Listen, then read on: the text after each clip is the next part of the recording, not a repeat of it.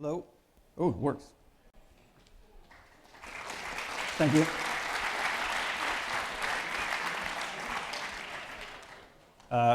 Okay, first off, I'd like to thank you for coming. This is a little weird for me. I'm usually here at places selling my most recent game. This is the first time I've really been talking about myself. In case you weren't aware, I'm Leonardo Boyarsky. I'm currently creative director at Obsidian Entertainment, and this is called A Life in Video Games, or more specifically, My Life. These are some of the games I've been fortunate enough to have worked on in the 25 years I've been in the industry. I hope it'll be interesting for all of you guys who are more into the tech side of things to hear how art and design approaches these things. I'm going to be talking about the path that led me into games, the games themselves, how me and some of my friends ended up making our own company, and how I ended up being at Obsidian now. I'm also going to be talking about how accidents, luck, and being in the right place at the right time have played a huge part in my career. As you can see, I cranked my luck up to heroic proportions on my character sheet. In case you don't recognize it, this is from the original Fallout. And this talk is going to be a little bit Fallout heavy because Fallout has the best stories. It was a game blessed by luck, much like my career. I can't stress enough how unique and unlikely Fallout is. It was a bunch of guys who'd never been in charge of making a game before being able to basically do whatever they wanted to. We were given virtual, complete creative freedom.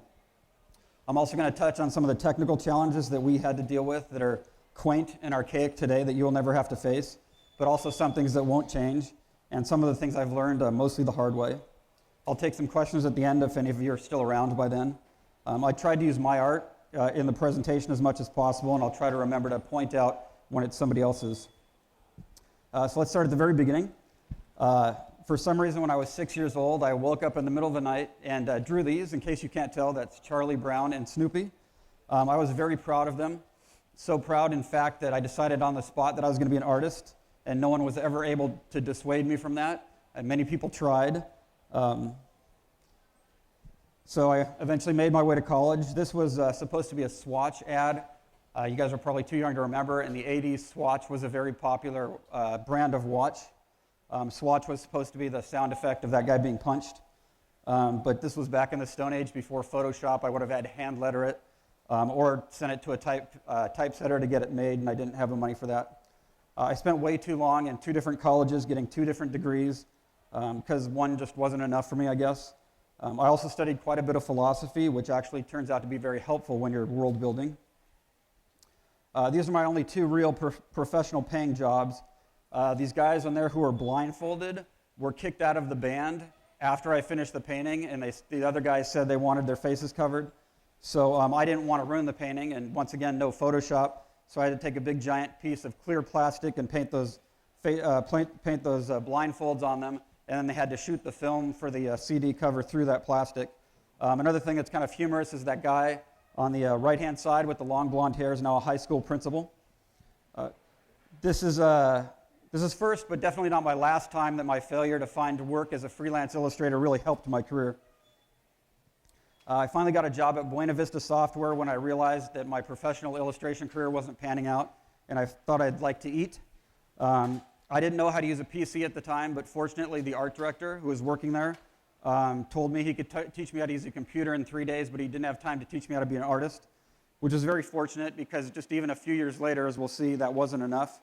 I was the only artist on a kids game starting out. It lasted about 2 months before it was canceled, but they liked me. So that led me to doing this, which is my first actual published video game work. It was eventually released by Maxis because they closed Buena Vista right around the time we finished this game. My job on this was cutting those clay stop-motion dinosaurs out of the backgrounds. It was just me and one other guy, the artist designer of the project. We were working in a room at his house. He would film these with just a standard video camera on the corner of a desk with blue plastic behind it for blue screening. And we had to palette these down to 256 colors. Because when you get video from a just normal video recorder with horrible blue screening, you have all this pixelization going on. And I like to call it the pixel crawl. And you also had this really bad blue bleed from the blue screen on these things. So I couldn't just lasso these areas in Photoshop and change the color on them. I had to go in and match them pixel by pixel. And when you see these things move, the pixels crawl all over the surface of it. So I got very intense and very obsessive about it. I made sure you couldn't tell. It looked all natural. And then I realized after I had done all these that the better I did, the less you could tell I had done anything. People were just like, oh, you cut them out of the background, so what? But luckily, that technique and that knowledge actually really helped me out. This game was about genetically engineering dinosaurs to fight each other, or some scientist, I think. I never actually saw the game running. I ended up painting the end screens for Castles 2 after that. This was the losing screen, which ironically looked better from the winning screen, so that's why you're seeing that one and not the other one. This was my first published work for Interplay, which led to me being hired full-time on Stonekeep to cut out backgrounds. I couldn't get a job doing anything else because all I had in my portfolio was these characters I had cut out of backgrounds. So that's what they had me doing. The reason they were doing this instead of using 2D animation was because they had these really, for the time, awesome-looking backgrounds done by a guy named Rob Nessler, who's now an art director at Obsidian. And you couldn't make believable 3D-looking characters, human characters, in 3D at that time. So they filmed the actors against this horrible blue screen. And by actors, I mean producers and secretaries.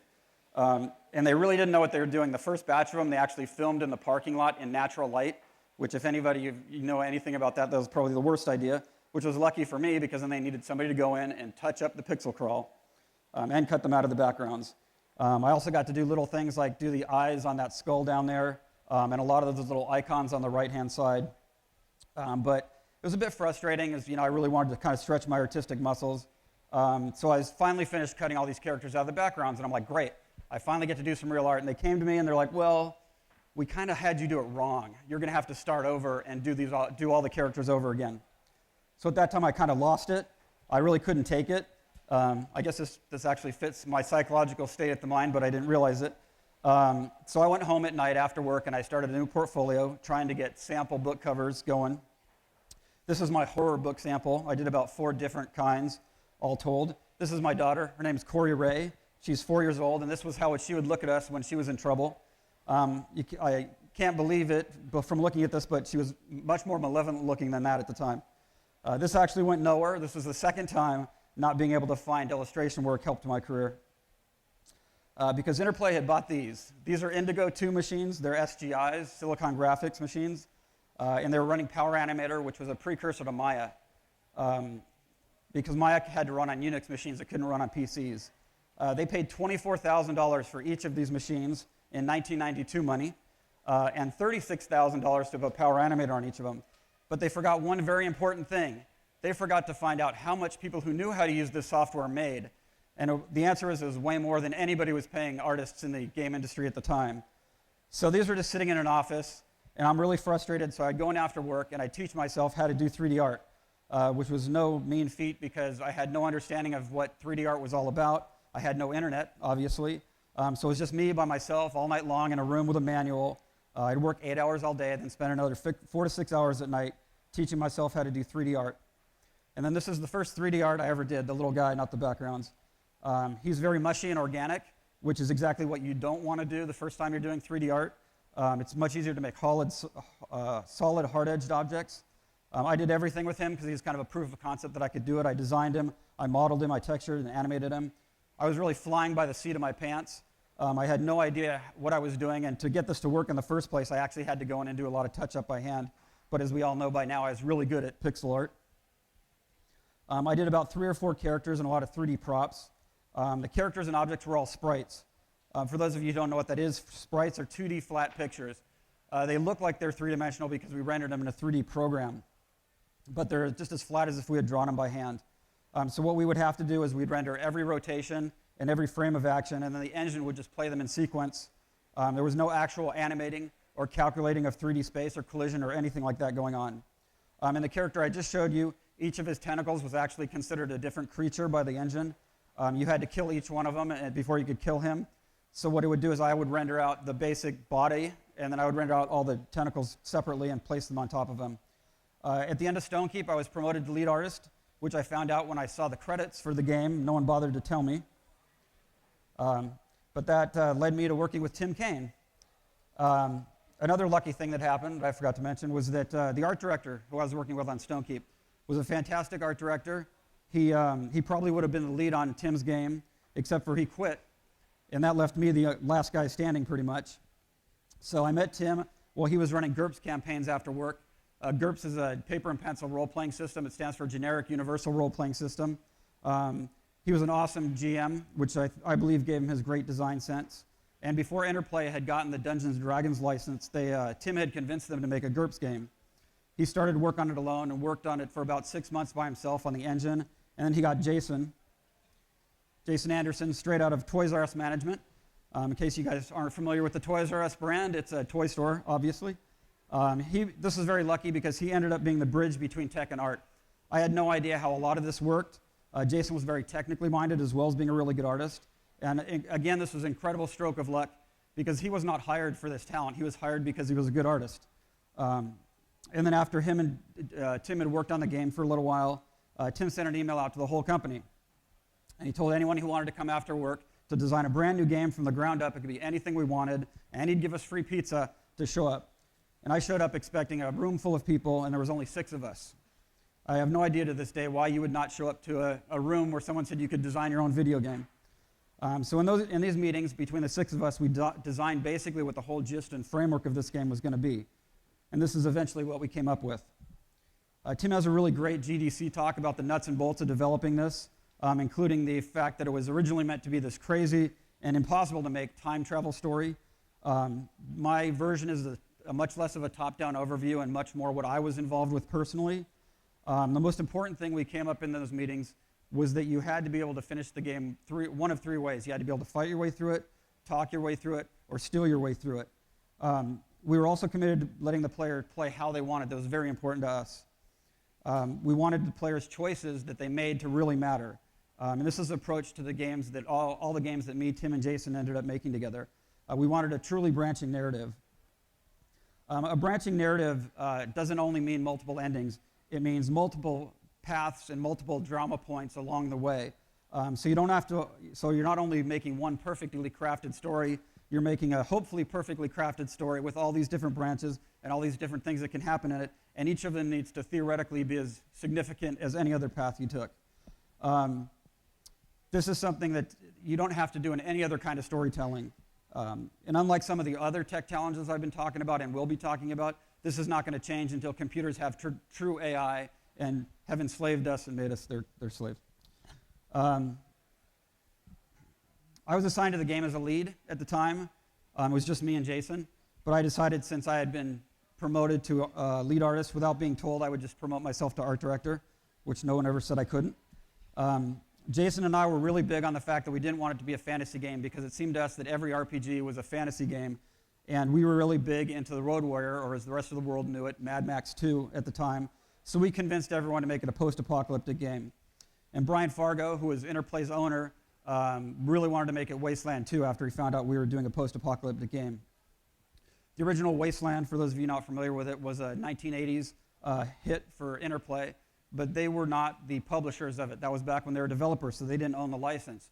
So he was unable to get the license to do it, which was very fortunate for us because we got to make our own game. On the game, Tim was a very benevolent dictator. Jason and I, not so much. We were the enforcers who were making sure everything was done right, or at least what our version of right was. This was the original team for the game. We were told we were going to have to make the whole game with this many people because all of the other artists were on Dungeons & Dragons games as well as programmers. That's where they thought the money was. They were making a game called Descent to Undermountain. I don't know if any of you have heard of it. But we were kind of outcasts. This made us feel like kind of outcasts. We were starting with so few people, which actually turned out to be a really great thing because it was a really tight team that we started with. And we were all making the same game, which, believe it or not, is very rare when you're making games. A lot of people feel like they're making a different game. But we were all very committed to this one game we were making. And because this core team was built around the people who had shown up after work and taken their own time and their own initiative to design this game, we were all very passionate and motivated. You can't make a video game alone, and you're only as good as your teammates. So luckily, we eventually got more people. But this is true whether it's for an independent game you're doing for fun or for a little college project or even as a professional. The quality of your work ethic is just as important, if not more important, than the actual work you do yourself. You should always try to be someone on your team that the rest of the team can depend on. You never want to be the weak link. Jason and I wanted to call it Vault 13. Brian Fargo came up with the name Fallout, which we all hated at the time. This guy is the actual isometric little character from the game, which is why he looks so bad. This was just a comp title screen. We never would have shown it like this. But if you notice, there's not much 1950s Fallout style to him. That came along later. And like I said, this was originally supposed to be GURPS. Since GURPS was generic and can be applied to any setting, Tim built the game modularly on an abstraction layer that made calls to the operating system. Ironically, making it to support a generic system made it very easy for us to swap out the skills in combat when we lost the GURPS license. We had a falling out with the GURPS owner over the violence level and the 1950s stuff, especially the Vault Boy. And this was very fortunate, I think, for the popularity of the game because it would have been very niche if we had kept it GURPS. It would have been the best GURPS game ever, but it would have been a very select audience. The most impressive thing for me was that Tim and Chris Taylor, who was our lead designer at the time, designed the new special system and implemented the game from scratch in 2 weeks. If they hadn't, we would have been canceled. Another way this modularly focused abstraction layer saved the game for future generations was that it allowed it to run on NT as well as Windows 95. Because Windows is now based on NT and no operating systems are based on 95. But this gave us a Windows certification issue. What Windows certification is when you send your game over to Microsoft to get the little logo on your box, you have to get them to pass it. And we failed. And the reason we failed was because it didn't degrade gracefully under Windows NT, which confounded us because we thought it ran perfectly under Windows NT. How is that not degrading gracefully? But they didn't want it to run on Windows NT. We have no idea why. So Chris Jones, who was our co-lead programmer with Tim at the time, put a line in the launcher that asked if it was running on NT, and if the answer was yes, it failed. So that was our solution for that. So that makes us sound like we were geniuses. We also did a couple very stupid things. We shipped the game with no copy protection because it filled up a whole CD, which is 750 megs, and no one is going to take the time to copy 750 megs. And even if they did, no one has a hard drive big enough to store all of that information. We could obviously see well into the future. We assumed the game was going to be a standard Mad Max type setting. These are the original lead designers' concept sketches for the game. We really didn't give it much consideration beyond that. But I had this really long drive between home and work, and it was during those drives that I came up with probably two of the best ideas I ever had. The idea number one was to make it the 1950s future. I wanted to give everything this underlying 50s feel, the feel of the psychology of the 50s, the corporate branding, everything about it. I don't know why I wanted to do this. It was kind of just a gut feeling at the time. I really liked the style. That's about all I could say about that. But looking at it now and wondering why this actually worked was because a lot of the game story, we didn't change any of the game story or anything after I made this decision. But a lot of the story already felt like a very 50s B-movie, science fiction, comic booky thing. And this was just kind of our personalities. This was our fun and admittedly slightly frivolous take on things. The second idea I came up with that I think was pretty good was coming up with the Vault Boy. We had this problem, that was we had tons of tiny icons that were confusing and indecipherable even to me, who was supposed to know what every one of them were. So as I was driving one day, I had this vision of Monopoly cards. And I thought, if we had this skill guy, as I called him at the time, who was just really happy about everything, even if he was dismembered, even if he had just done something really heinous, that it would be fun and kind of really fit the feeling of our game. Needless to say, everyone was a little bit dubious about this idea at the first, but Tim trusted me, which I thank him for. The guy on the left here is the first drawing I did of the Vault Boy to show everybody what I was talking about. I handed it off to a guy named George Almond, who kind of brought it along and made it look more like the Monopoly guy. And after he did that, a guy named Tremel Isaac took over and did all the cards for the game. And again, like the whole 1950s thing, I don't feel like this was something new to the game. This kind of just was a way of encapsulating really what we were already doing in a visual way. As art director, I wanted everything to feel like it was part of the world, the interface, even the manual.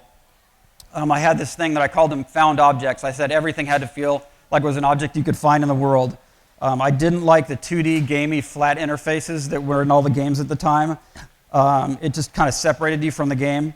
I wanted it everywhere you looked, whether it was the interface, the manual, load screen, minimap. I wanted everything to kind of reinforce this feeling that we were going to. But like Stonekeep, this was still a 2D flat game using sprites. I did all the male hero modeling, texturing, and animating, and Jason did the females. We used 6 directions, and the reason for that is because GURPS is based on hexes, so we had to base it on hexes because we didn't change that after we switched away from GURPS. This made walking straight up and down look very bizarre, so I tried to convince them that we should have 12 rotations instead of 6, but that would have really exploded our character art size, as well as there was technical issues with the hexes that we couldn't get around. This is not technically an isometric angle that Tim likes to point out. It's called cavalier oblique. Jason chose this angle because it looks better than an isometric game. It looks much less flat. Jason also figured out how to base our tiling off of squares that were extrapolated from the hexes because it's near impossible to tile hexes. I probably would have tried if Jason wasn't around, so I thank him for that. On this, in Arcanum, Tim and him really worked a lot together to figure out the best way to get our art to look the best, as well as with the restrictions we had with programming. This was 256 colors, and we had one row of colors reserved for color cycling. If you don't know what that is, it's a bunch of colors in a row, and you put down the first pixel in the screen, and then the game will just cycle through those colors in that 1 pixel space, and it makes it look like it's animating. It's very good for things like effects and fire. Another thing, I had my history with bad pixelization and pixel crawl. When you paletted things down from true color, you get a lot of pixelization. And instead of just randomly doing it, I tried to find ways of making that pixelization make it look like everything was dirty. Because it's very easy to make things look very plasticky and shiny and clean in 3D. It's hard to make them look dirty. Another problem we had was that in 1995, it was really hard to make good-looking human heads in 3D. But I really wanted to see the characters up close, see the reactions they were having to you as you were talking to them. So we had a guy at work named Scott Rodenheiser who was making sculptures for the Dungeons & Dragons games that they would hand digitize. And I thought that might be a good idea for using for the heads. These were all sculpted by Scott, except for the Overseer. Just because I wanted to do one from the beginning to end, so I actually sculpted that head in clay or in Sculpey and did the texture mapping on it and the animating and the lighting. Most of the other characters I just did texture mapping and lighting on. And then right around the time the art was just about finished, we discovered something very disconcerting, and that the game was mostly empty. I have no idea how it got that far and ended up that way, but the only thing that was in the game was the dialogue that we had already recorded for the talking heads, as we called them. And a lot of that didn't even make sense. I want to stress that the writing of it was all really good. It wasn't the problem with the writing. It's the way the dialogues were structured and how the player's lines were responding to it that made it confusing. As with everything else, like branching narrative or with branching narrative, it's kind of an art unto itself. You don't do a lot of this in any other type of writing, so it was not something that came naturally to a lot of people. We obviously didn't think this was luck at the time, but it changed the trajectory of my career for sure. So me and Jason got to work and we rewrote most of the player lines. Number one, we wanted to get the right feel for the player, but we also wanted to untangle what was going on in these conversations, and we had to untangle a lot of the rest of what was actually in the game.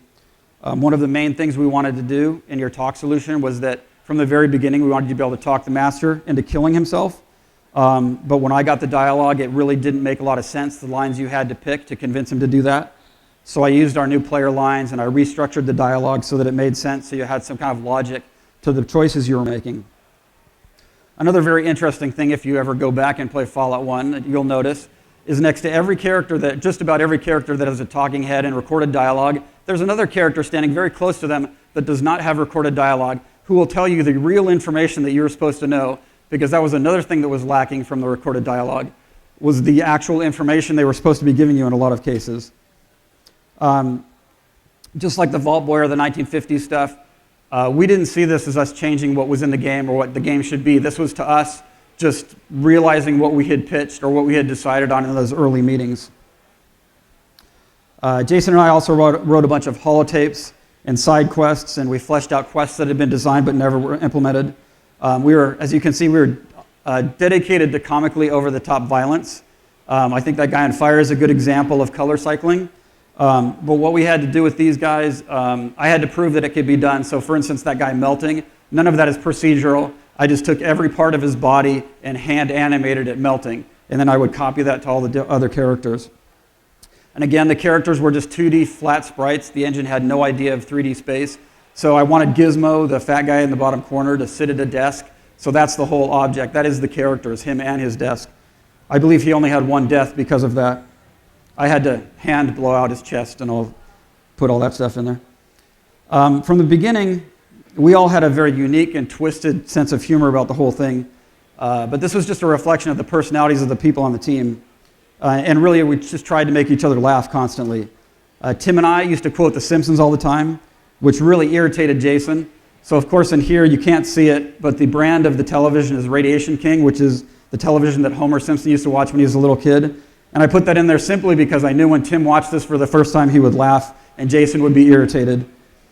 I also got a bug from QA that the television wasn't plugged in, as if I could have forgotten to plug it in as I was meticulously modeling this plug and the symbolism of it not being plugged in that you can't even see there. I'm very obsessive about things that no one ever notices. But out of everything, I think two of my most favorite things about the game are the intro and the ending that Jason and I did, because it really gave you the mood and the tone for what the game was. Something else that never changes, I'm not going to make a war joke here. I swear I didn't write it that way, it came out that way. It's something that doesn't change is you have to design around constraints. And contrary to what you would think, constraints are really good and not having constraints is bad. Without constraints, you can end up taking 6 years to make an action RPG, for instance. I don't know who would have done that. So with our constraints with this was that we wanted to show people, but showing people up close, like I've said, was very difficult. So we decided, hey, we'll put it on a television set and we'll pull the camera back while it's animating. And another decision I make was, okay, we wanted to show these guys fighting in a battle scene, so we'll film it like a documentary camera where the cameraman's way far away from the action. Originally, this was just supposed to be a battle. I don't know, are you guys familiar with this scene at all? I guess not. So what happens is, it says a patriotic thing about our boys keeping the peace in Canada, and then this guy goes over and shoots that guy in the back of the head, and then they wave at the camera. So this was a good example of our dark humor, the way these things came about was I started to work on this scene, and I'm like, okay, how do I make a battle scene? How do I make a battle scene interesting? So I wanted to add a story to it, so this is just what kind of came out of that. We were constantly trying to push the envelope, and we had the attitude of, no one would ever do this, so we definitely should. It was almost like a dare where we were pushing each other as far as we could to see what we could get away with. We figured out, spoiler alert for those of you who haven't played it, you were the vault dweller and you save the vault, and at the end they kick you out of the vault because you'd be a bad influence because you're this heroic figure, and plus you've been tainted because the vault is very xenophobic. They don't like people from the outside. But this came to us fairly late in the game. We had already designed a lot of the game. We'd already made a lot of the game. When I started to make this, the outro as we called it, I'm like, how am I going to make a celebration scene? You were supposed to come back to a hero's welcome. I believe balloons were discussed at a certain point in time. It just didn't feel like it would be very dramatic or fun, but it also didn't make sense once we really thought about what was going on. There was no way that those people were letting you back inside that vault. And once again, Tim trusted us because he looked very scared when we told him that you were being kicked out of the vault at the end. So thank you, Tim. But bookending the game with the intro, and then this, I really feel it started the game with a certain mood and then left you with a certain mood. I feel this is a very Mad Max 2 Road Warrior kind of influence, because if you're familiar with Mad Max 2, it's kind of like told as a legend from the future. So at the end of the movie, when you find out what was really going on, it kind of changes how you felt about the whole movie. And for me, I felt like this did the same thing for the game. You played this whole game, you're used to video games, you come back, you win the game, you're a hero, you're kicked out, and you walk away into the sunset alone and dejected. And I felt that that kind of retroactively colored everything that you had experienced about the game. This was meant to be an Easter egg.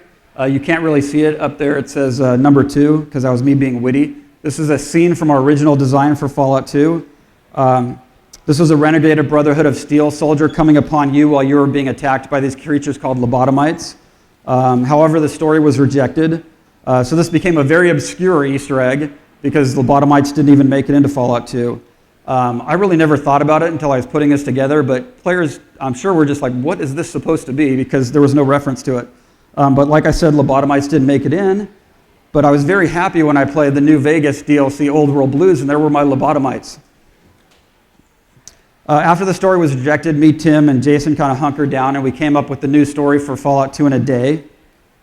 And the next day, we ran into work, and we said, we have this great idea. We have to put this ad for the Garden of Eden creation kit inside the manual, which was the MacGuffin, or what the whole story of Fallout 2 was about. Trammell did the art on this, and Chris Taylor did the writing.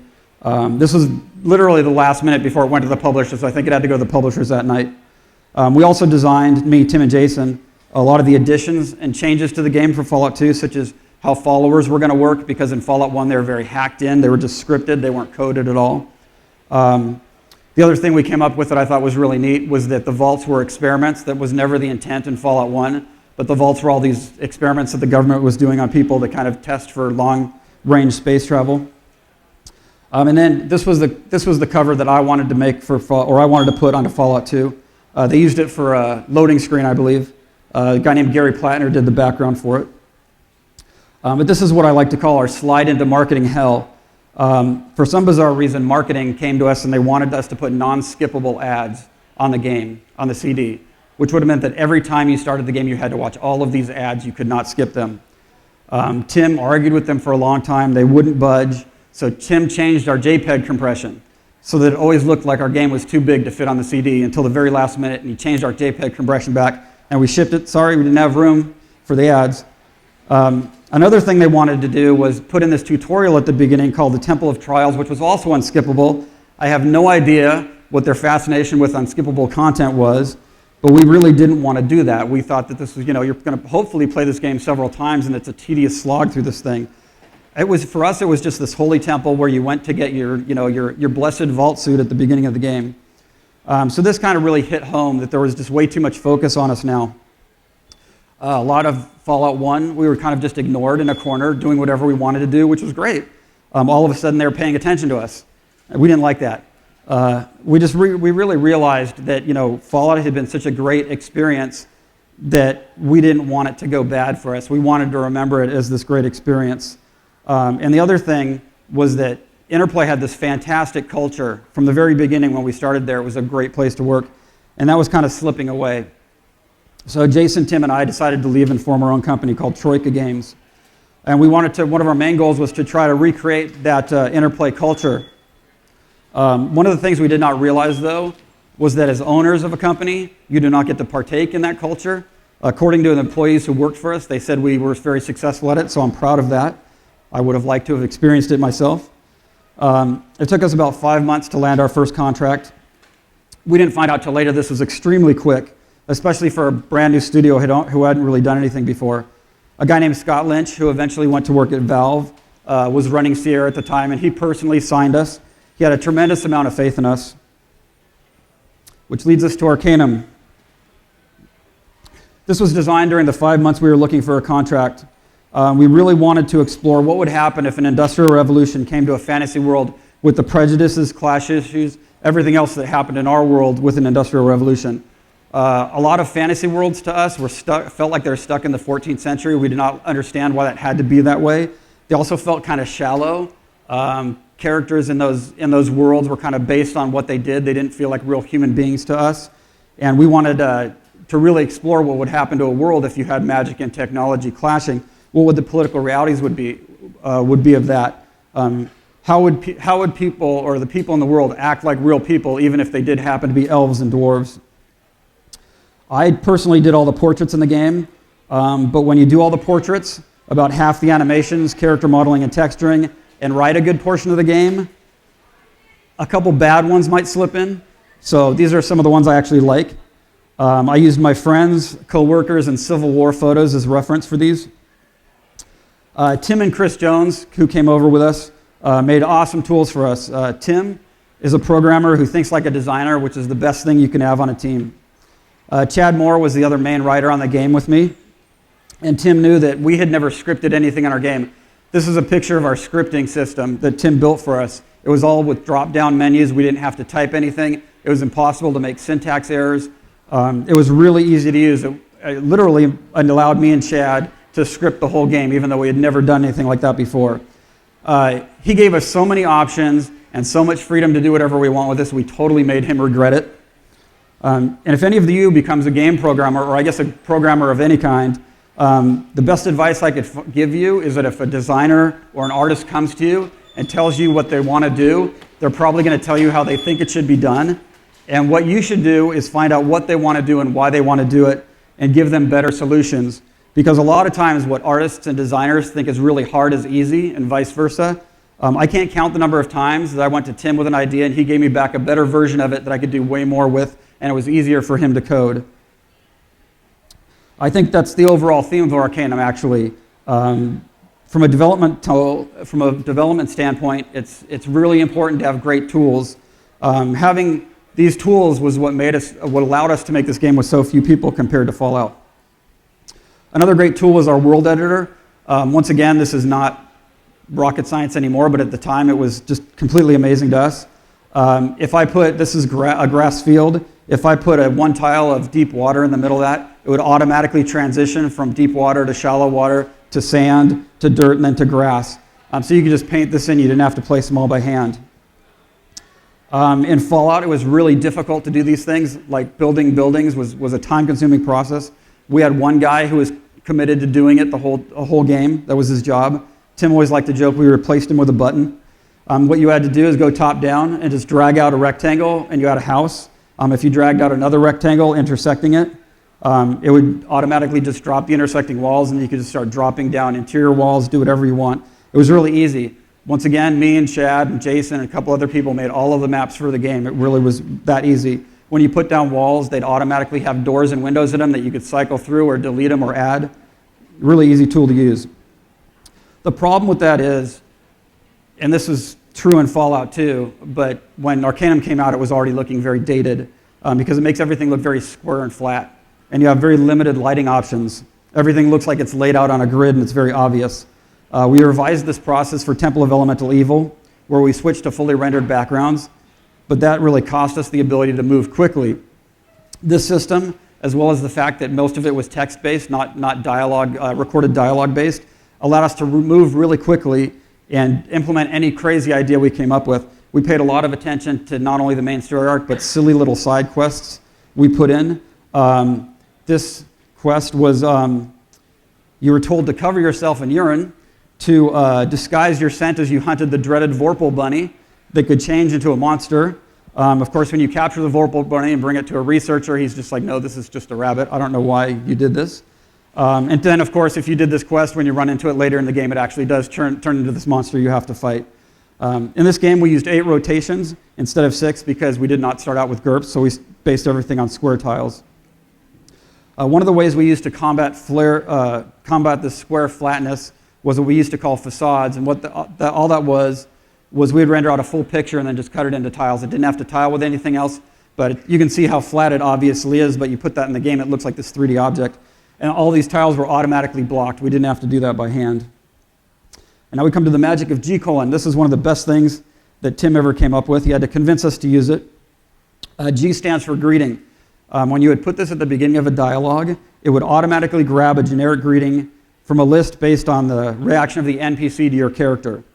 What race you were, what class, whether they loved or hated you, whether you were beautiful or ugly, whether you had been turned into a sheep, or whether you're wearing barbarian armor in a big city.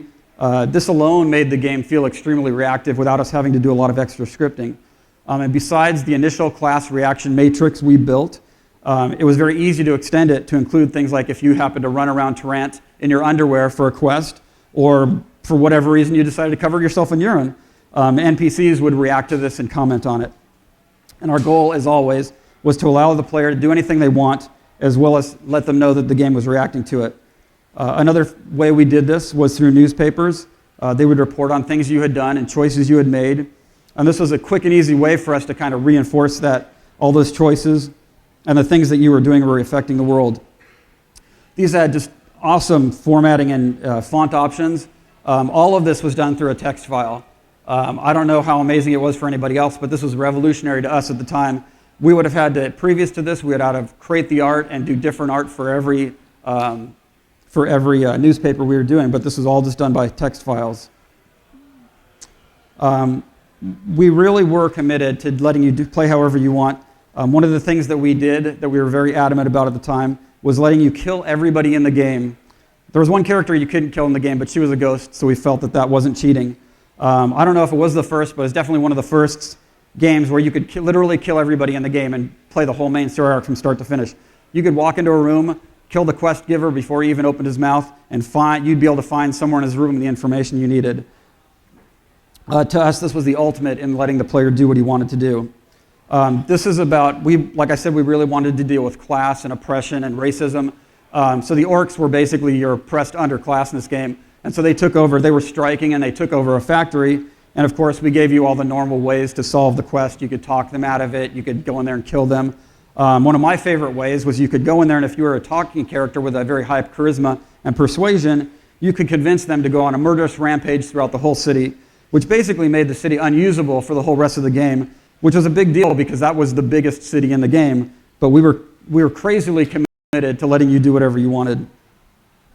When you do things like this, or when you're telling this magnificent story that you're really committed to, you also have to be really committed to not forcing the player to do what you want them to do or what you think they should do. You need to give them space to create their own story because they're going to create a way better story than you can. When they talk about the game with their friends, they're often going to talk about their interpretation of what happened, so you need to make sure you give them the room to have that kind of experience. This was the whole entire team that developed Arcanum. The great and easy-to-use tools allowed us to make a giant game with only 12 people and an intern. Similar-sized games at the time were using anywhere between 30 and 50 people. However, if you make a game this size with only 12 people, it might end up kind of buggy. There were so many paths and combinations, it wasn't really feasible for us to adequately test them all, especially with this small of a team. Also, our focus on letting the player do virtually anything they wanted, make whatever characters and choices they wanted, also meant that players could make characters that were basically unviable by about halfway through the game, which is probably not a good design idea. We tried to make I didn't do this either, this was done by another artist at our company.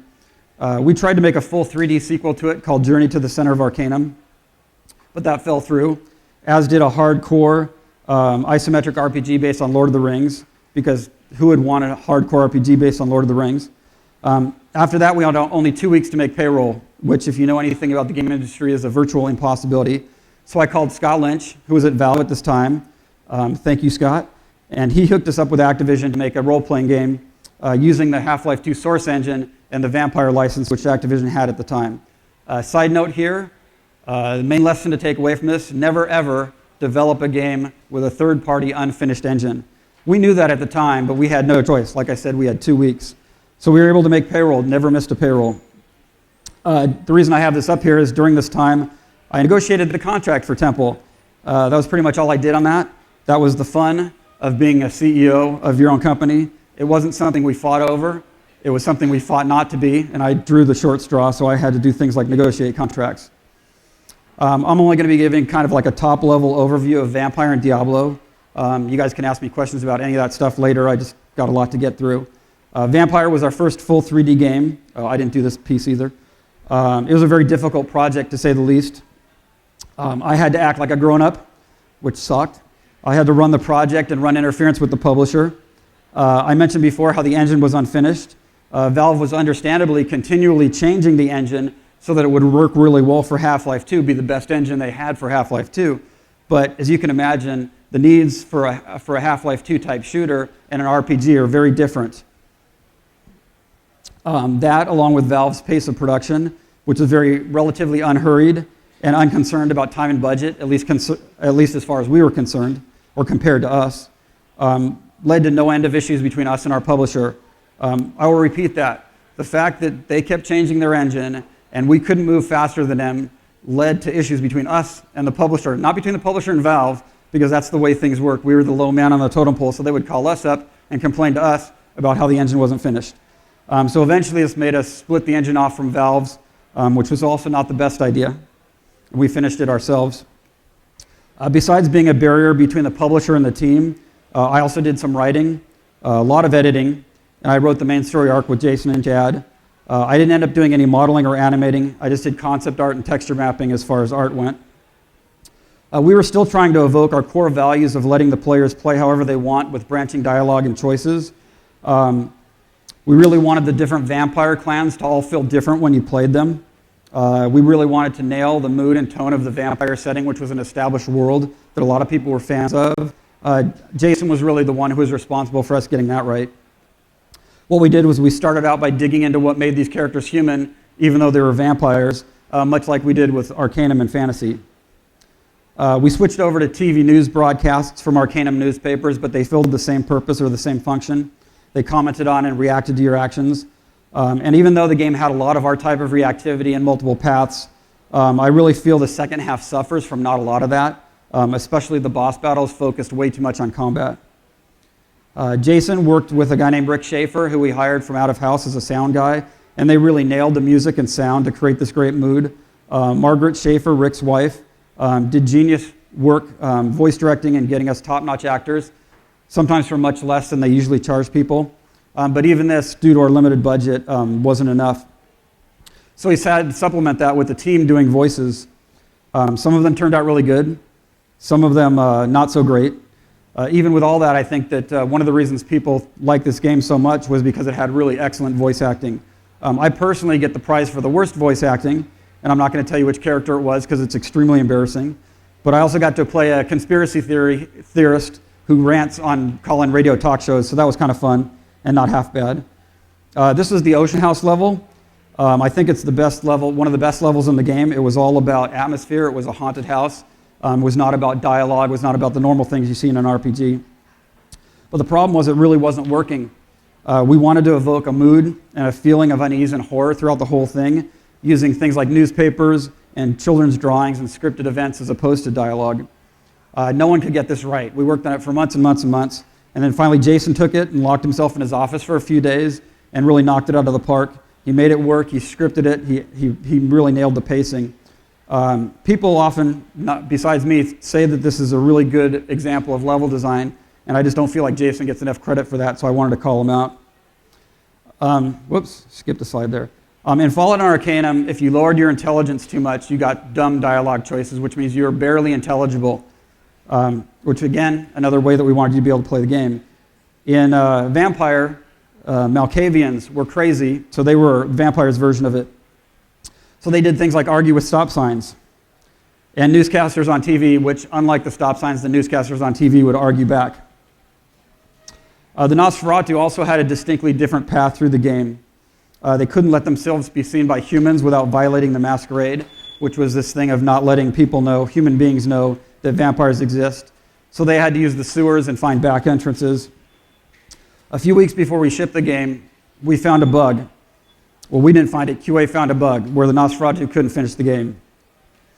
It took us a long time. We finally tracked it down, and we discovered that that bug had been in there since the very beginning of the game, which meant that you could never finish the game as a Nosferatu.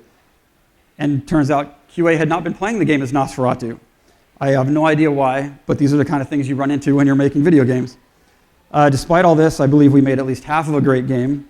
A lot of people still love it and are still patching it even 10 years later. I think this was our last E3. Regardless, this perfectly captures the level of both our physical and mental exhaustion. They decided to release Vampire the same day as Half-Life 2, which was as soon as contractually possible to the minute.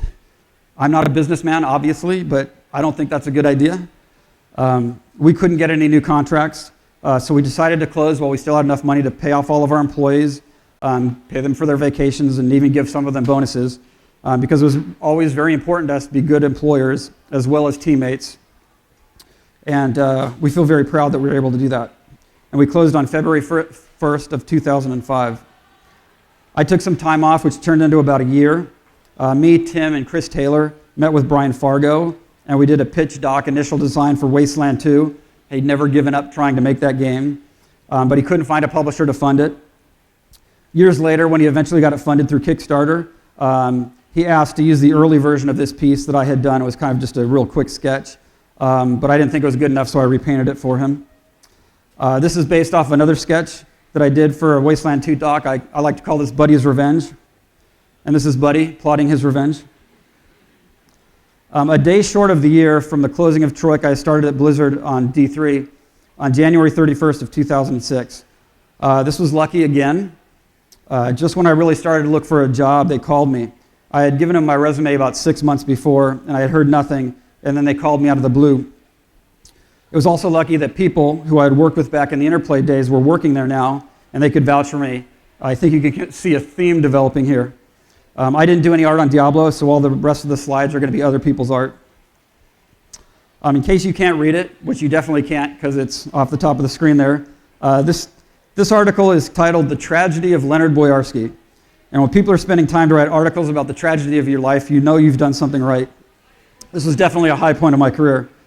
This story was about how I'd been hired after pitching the idea of adding a branching storyline with player choice and corruption to Diablo. This turns out to not really be a good idea due to the pace of that game.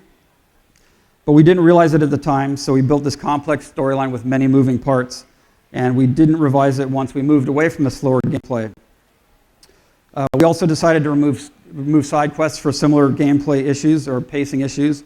And I think this hurt the game in the long run a lot because that made us take everything we wanted to have the player experience and shove it into the main story arc, whether it made sense or not. Eventually, we came up with these things called events that became our side quests, but by then it was too late to revise the main story line and streamline it and remove the clunky parts.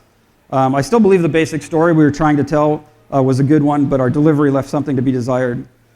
I especially liked the early work I did on the game. I created the character of Abdel Hazir for the announcement website, including his personality and his unreliable and arrogant lore entries. I also had a lot of fun writing Leoric's journal about his descent into madness that you had heard about before but you had never experienced. I also got to do a lot to expand the Diablo universe. I came up with new cultures and civilizations and backstories for the first few of the new classes, which was really satisfying as well as a lot of the side content. I loved coming up with dozens and dozens of mini stories for the legendary items. That was a really creative part. Reaper was better because we knew what the game was and we streamlined the storytelling. I really pushed for follower quests because I wanted to dig deeper into who your followers were.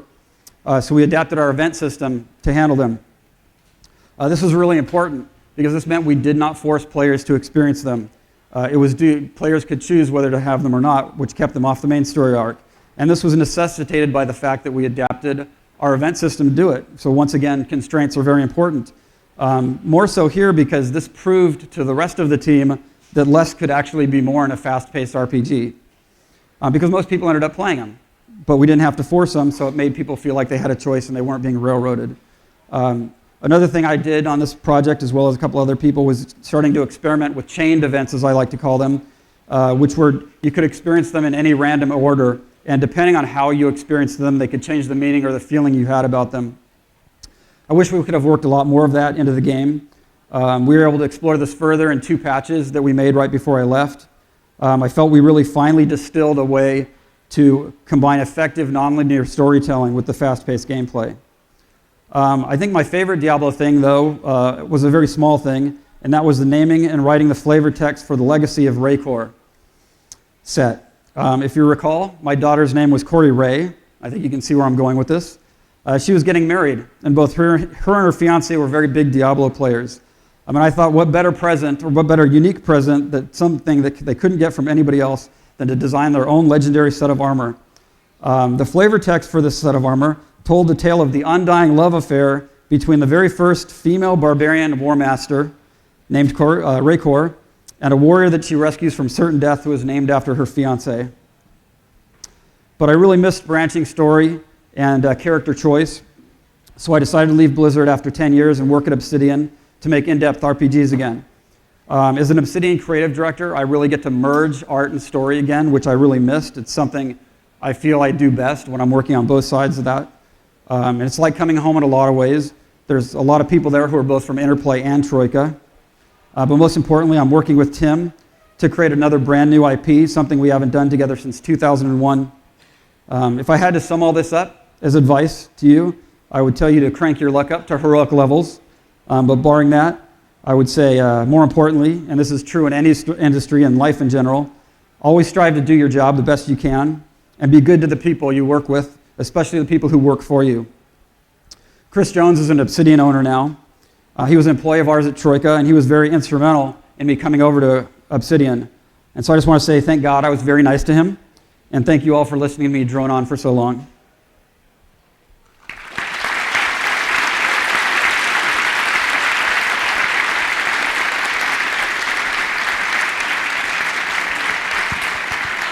All right, guys. Does anyone have any questions? Anyone in the audience? Should we leave this up during questions? Could you please stand up when you Thanks. stand up? One question. Oh, okay. Yeah. Sorry. Working creatively as an artist, how do you find is the best way to communicate or learn more from the programming side or the more technical side and incorporate both those things into a complete work? If you work in computer games especially, you can't avoid it because you have to kind of figure out how these things are going in the game and know your tools as well as how the programmers are going to implement things. But the best way to do it, if you are interested in computer gaming, is to start at a small company or even an independent studio or even just make a game with some of your friends, because then you can experience all facets of making computer games. If you go straight to working at a big company where, let's say, you're just doing modeling or just texture mapping, you're going to have a very small view of what's actually going on in the bigger game. So yeah, that's probably the best way to go about it. Okay, thanks. Anyone else? Right there in the front.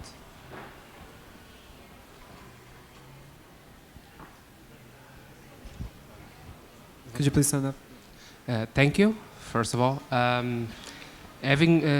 Being someone who worked on Arcanum, of Steamworks and Magic Obscura, why is it that you think that particular kind of aesthetic, the science meets fantasy kind of aesthetic, kind of steamwork-ish, steampunk-ish actually, why is it not used more often in RPGs as of late, or at least not as often as most other kinds of RPGs? I'm probably not the person to ask about that because I think it should be used more. I would love to see it used a lot more.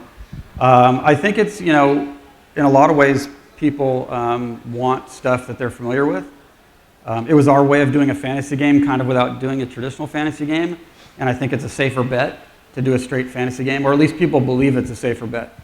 I believe if you make any game good enough, it'll find an audience, but you have to go to publishers and get money and prove them.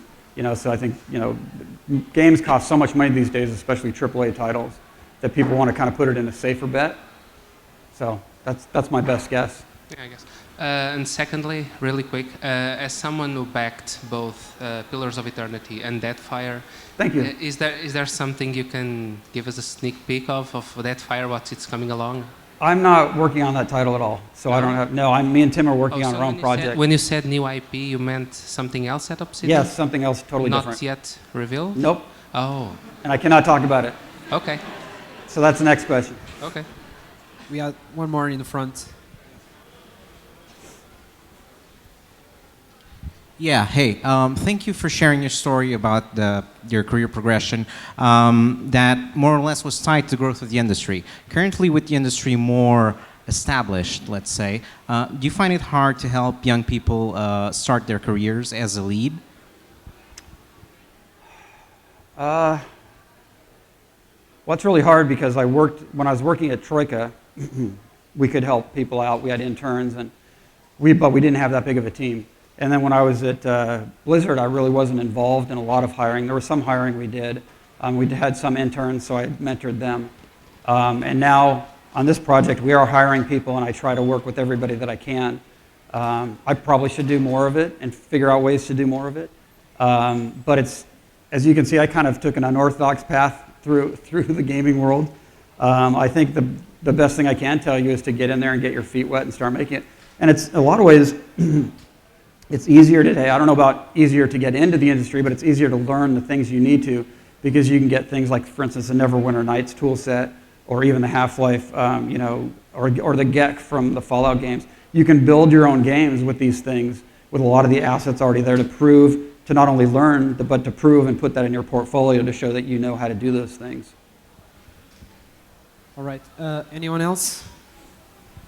All right, so what's your favorite game? Fallout. Okay, I'll take it. On the right side. Good afternoon. I'd like to ask that working at Obsidian Entertainment, have you also worked with the Paradox Interactive? I'm sorry? Have you worked with the Paradox Interactive, the publisher? Oh, no, I haven't worked with Paradox at all. That's the Tyranny team, right? That's what you're talking about? Yes. No, I haven't worked with them at all. Thank you. We've got time for 2 more questions. Excuse me. I really like the presentation. I'm a big fan of your work. I have a question about the first Fallout game. Sure. I had from the presentation that you gave me an idea that it was a fun game for you. Yes. It was something that you wanted to do, and you had a vision, and it was kind of just a few guys making something they liked. Did you expect it to be as successful as it was? Or did you just do it for the experience of making a game that you loved? Both. We loved it, and we were young, and we were headstrong and kind of arrogant. So we thought, we think this is the best thing ever, so everybody else will. It turns out not everybody else did. It sold well, but it wasn't a huge hit by any stretch of the imagination. It didn't become really big until Bethesda took it over. But what did happen was a lot of the people who got into the industry and who got into the press especially really liked it. So it was weird. It's like there would be certain days where we're just like, we're making this game for ourselves. We're going to sell it to 5 people, and we will have had a good time. And there were other days where we're like, this is going to change the world. So. Well, it certainly did. Thank you. Oh, thank you. Last question. The remaining questions, we have time. You can answer them in the showcase area afterwards. Okay. Thank you. Hi. First of all, thank you for making Fallout 1. It's really a favorite of mine. My question is, because you worked on RPGs with branching stories and all of that, and technology wasn't as advanced as it is today, what do you feel that has evolved in that way, because you're working on branching stories, has evolved, and what's the things that you feel like it hasn't evolved, it's still hard to work around? So I wanted to know a bit about what's changed, what's easier these days, what's still stuck in the past along that way. Well, one of the reasons, besides the fact that not everybody, but a lot of people who work at Obsidian are people I've worked with before, one of the reasons I went there is because I feel like they're the only people who are really truly making the kind of RPGs that I like. And by that I mean we are really committed to you making your own character, and it's kind of like I talked about in the talk. As you're going through this game, we don't want to say, well, the player has to do this. You can do all this other stuff, but you have to do this. Our goal is always to make it so the player doesn't have to do anything. And of course, most players will, but we want players to be able to find other ways. And there's a lot of RPGs who do that, but I still feel that, especially with all the money that's in them, and the voice acting, and the cutscenes, with all that stuff, I think other people have put more energy into figuring out ways to try to make you want to do what they want you to do, which is, our approach is a little bit more risky, I guess. As far as the tools, I think Obsidian, and this isn't just because I work there, I have only worked there for 8 months or so, almost a year. And their dialogue tool is fantastic. It's the best dialogue tool I've worked with. On Arcanum, we used Excel spreadsheets, which was actually really good. I mean, Tim made it so we could change the Excel spreadsheets and not even restart the game, and the conversations would change, which once again was amazing to us at the time. But yeah, they have this flowchart system that you can see your whole conversation. It's really great. Like I said, I don't think you can do a whole lot. You can make it easier to implement, maybe easier to test, but there's really not a lot you can do except to make it easier to create the content, because until we have AI, the computers can't react like a human being can. Does that answer your question? I'm sorry. Thank you so much for your time.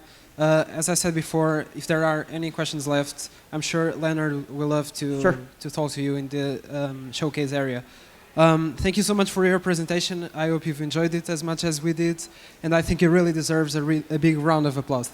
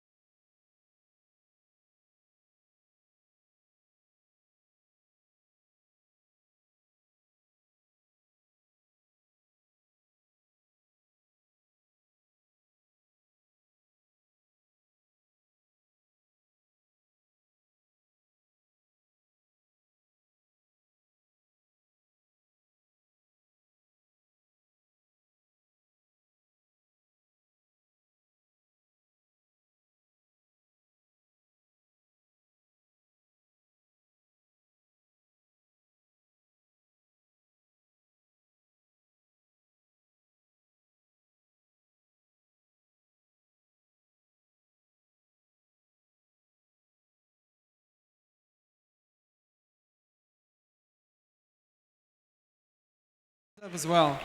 So yeah, thank you so much for coming.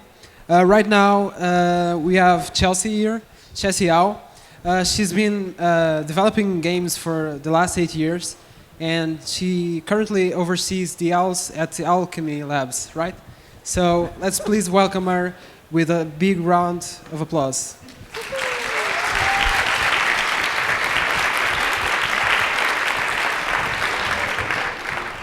Awesome, thanks y'all. Oh, I'm so loud. All right, sweet. So as mentioned, my name is Chelsea Howe. I've been in the game industry for about 8 years now. I'm currently at Alchemy Labs doing virtual reality work, but for most of my career, I was working in free-to-play. I worked on Farmville, I worked at EA, I worked at TinyCo. And one of the through lines of all of those projects was this idea of time. Essentially, when you work in a free-to-play game, you're trying to get people as engaged as you can for as long as you can. And the interesting thing about time is that despite the fact that we're all kind of mortal, so time limits us and structures our entire lives, when it comes to actually understanding the passage of time and being able to predict long-term outcomes and long-term behaviors, humans usually fall pretty short. We're actually really bad at thinking long-term. And one of those reasons is that we tend to just get used to things the way they are. We tend to underestimate our own boredom. So I'm going to talk a little bit about that. Because as time is becoming this really foundational element of how a lot of games are being designed, not just in free-to-play, but you see it in a lot of premium console and AAA titles. The idea of DLCs, of subscription services, we want to get people engaged over time. And so if you're going into an experience, and it doesn't even really have to be a game, right? Any experience that you want to keep people engaged with long-term can benefit from understanding human behavior and how attention works over time, and how we adapt to stimulus. Because I think we can all agree the ideal business product would be one that lasted forever and stayed lucrative that entire time. This isn't going to tell you how to get that. If it did, I wouldn't be here. But I'm going to talk about how we can get a little bit closer. So if we're trying to design for time, if we're trying to design long-term, we want to think about what player engagement looks like over time. We want to think about players' perception of time and the idea of time. We want to look at how content demands change and evolve over time. What satisfaction, just basic human satisfaction, looks like over time, and how communities evolve over time. So let's start with this idea of player engagement. Now, when I talk about player engagement, I'm not talking about something discrete and data-driven. So I'm not talking about your daily active users over your monthly active users, which is what we used a lot at Zynga. I'm not looking at sessions per day or session length, which is what we used a lot at TinyCo. When I talk about player engagement, I'm talking about something a little bit more abstract. And I'm talking about the time, attention, and mental effort that a player gives to a game. So essentially in the same way that we can run around and exercise, that's physical energy. Well, our attention is kind of like our mental energy, and we can utilize it in the same way that we exercise our bodies. So as we talk about this idea of player engagement, I want to think about it through a different lens than games, another area of life where we use the term engagement. After all, marriage is ideally supposed to be this thing that lasts for life, even though statistically we haven't been doing a great job of that recently. The lens of relationship psychology is still really helpful to learn about how we should treat our users over time. In the early days at Zynga, we always wanted to see engagement go up and up and up. And this seems a little bit obvious. We want players to get engrossed. We want them to fall in love with us and marry us, and we'll live happily ever after, and every day will be more exciting and more joyful than the last. But that's really not how relationships work, if you look at them. Love in the short term is about infatuation. It's about those really bright, shining feelings. And this is what we initially see when people get a new game. They tend to go overboard. We see them binge. We see really frequent sessions per day. We see longer session lengths. But this stage of engagement is inherently transient. That getting to know you roller coaster never actually lasts, because we as humans are designed to adapt to stimulus and to find patterns. Basically, we're designed to get bored. Nothing that's shiny stays shiny forever. Even the most beautiful rock in the world becomes a little bit blasé when it's on your finger every day. And that's just a result of how we process stimulus.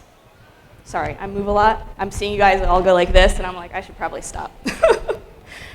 So I want to talk about stimulus in the most basic way.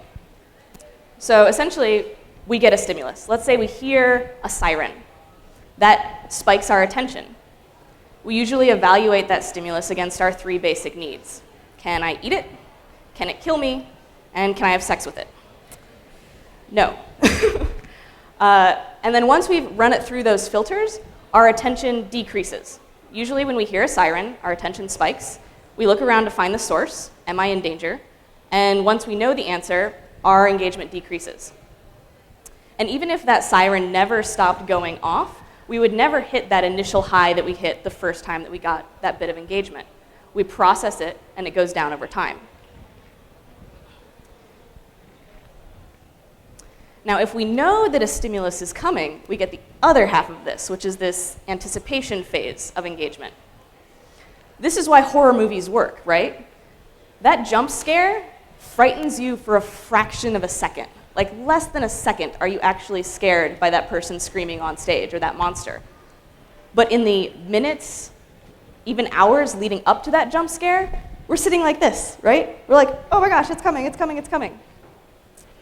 And that's why it's important to have both sides of that and to understand how they work. Now, I said this is super, super basic. Most of these curves don't actually look like a bell curve, so don't let that mislead you. The amplitude of that initial stimulus, the rate of decay, the type of anticipation, all of that depends on the specific person and what they're anticipating and the actual stimulus that occurs. Regardless of that shape, though, the one thing that I do want to point out is it will always decay. As soon as we're exposed to something, we always start to adapt. We always start getting bored. And there's a lot of reasons for that biologically. The first is that we're hardwired to find patterns in our lives. Essentially, when we find a pattern, it frees our brain up to do other more important things in life. You can see this in the early days of Farmville.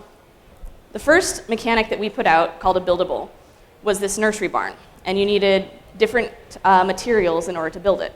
And we saw huge, huge engagement from this feature. People really, really loved it, and it was branded as one of the golden mechanics.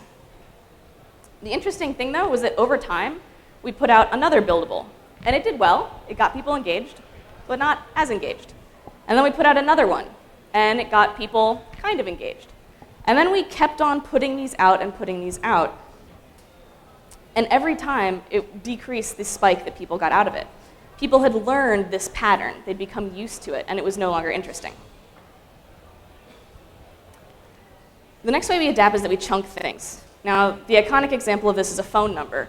We don't think of phone numbers as a bunch of individual digits. We think of them in clusters of digits because it's easier for us to remember. But we can see this in the way that games work as well. If I'm playing Pokemon and I happen to get an Ultra Ball, I get really, really excited. But when I go to a Pokestop and I spin it and I get my daily bonus and I get maybe a few Ultra Balls and some regular balls, that still spikes, or that spike is not as much as if I had added up that initial spike of the 10 Ultra Balls, right?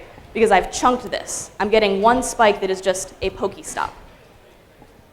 So it's important to understand how we display our data. If I had gotten each of those Ultra Balls dropped onto my screen one at a time, that probably would have had me more excited for a little bit longer than having it all introduced at once. And that's not to say that this is a bad feature or to critique this feature. There's actually a lot of cool stuff going on here that I can talk about later. But it's to make you aware of the way that you group the data and the stimulus that you're presenting to your players or users. Okay. The next thing is that we normalize.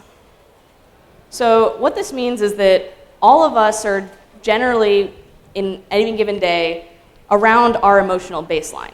Some people are generally happy than others, or sadder than others. But where your baseline is doesn't determine how you feel. What determines how you feel on any given day is the deviation from wherever that baseline is. So if you're a very sad person and you get an F, you might not care at all. Whereas if you're a generally happy person and you get an F, it might make you go to the top of that pretty tower and stare off into the distance and weep gloriously for hours. So it's not the concrete stimulus, it's the difference in that stimulus from what you're used to. Now the downside of this is, if you give your players really cool, amazing stuff, they're going to get used to that really cool, amazing stuff. And once they get used to that really cool, amazing stuff, you've elevated your baseline, which means to give them the same feelings they got when they first started playing, you need to give them even more amazing stuff and even more amazing stuff. because we adapt, because we get bored. Okay, so that seems a little bit dire, but I want to look at relationships again. Because after all, we know, statistically speaking, people do get married, and marriages do occasionally last. It's exciting. So what we want to do is figure out what that transition looks like. How do we go from that initial flirtation phase into something that looks more like a committed, sustainable relationship? The first thing we need to do is not panic. So this happened a lot in the early days when we were first getting access to data, big data, for the very first time, and we could see the average of all player engagement. We could follow it minute by minute. We panicked whenever we saw even the slightest decrease in engagement. All of the alarms would go off, the product managers would call people up, even if it was late at night, and we had to solve this. We had to put something out. Now the result for players was exhaustion.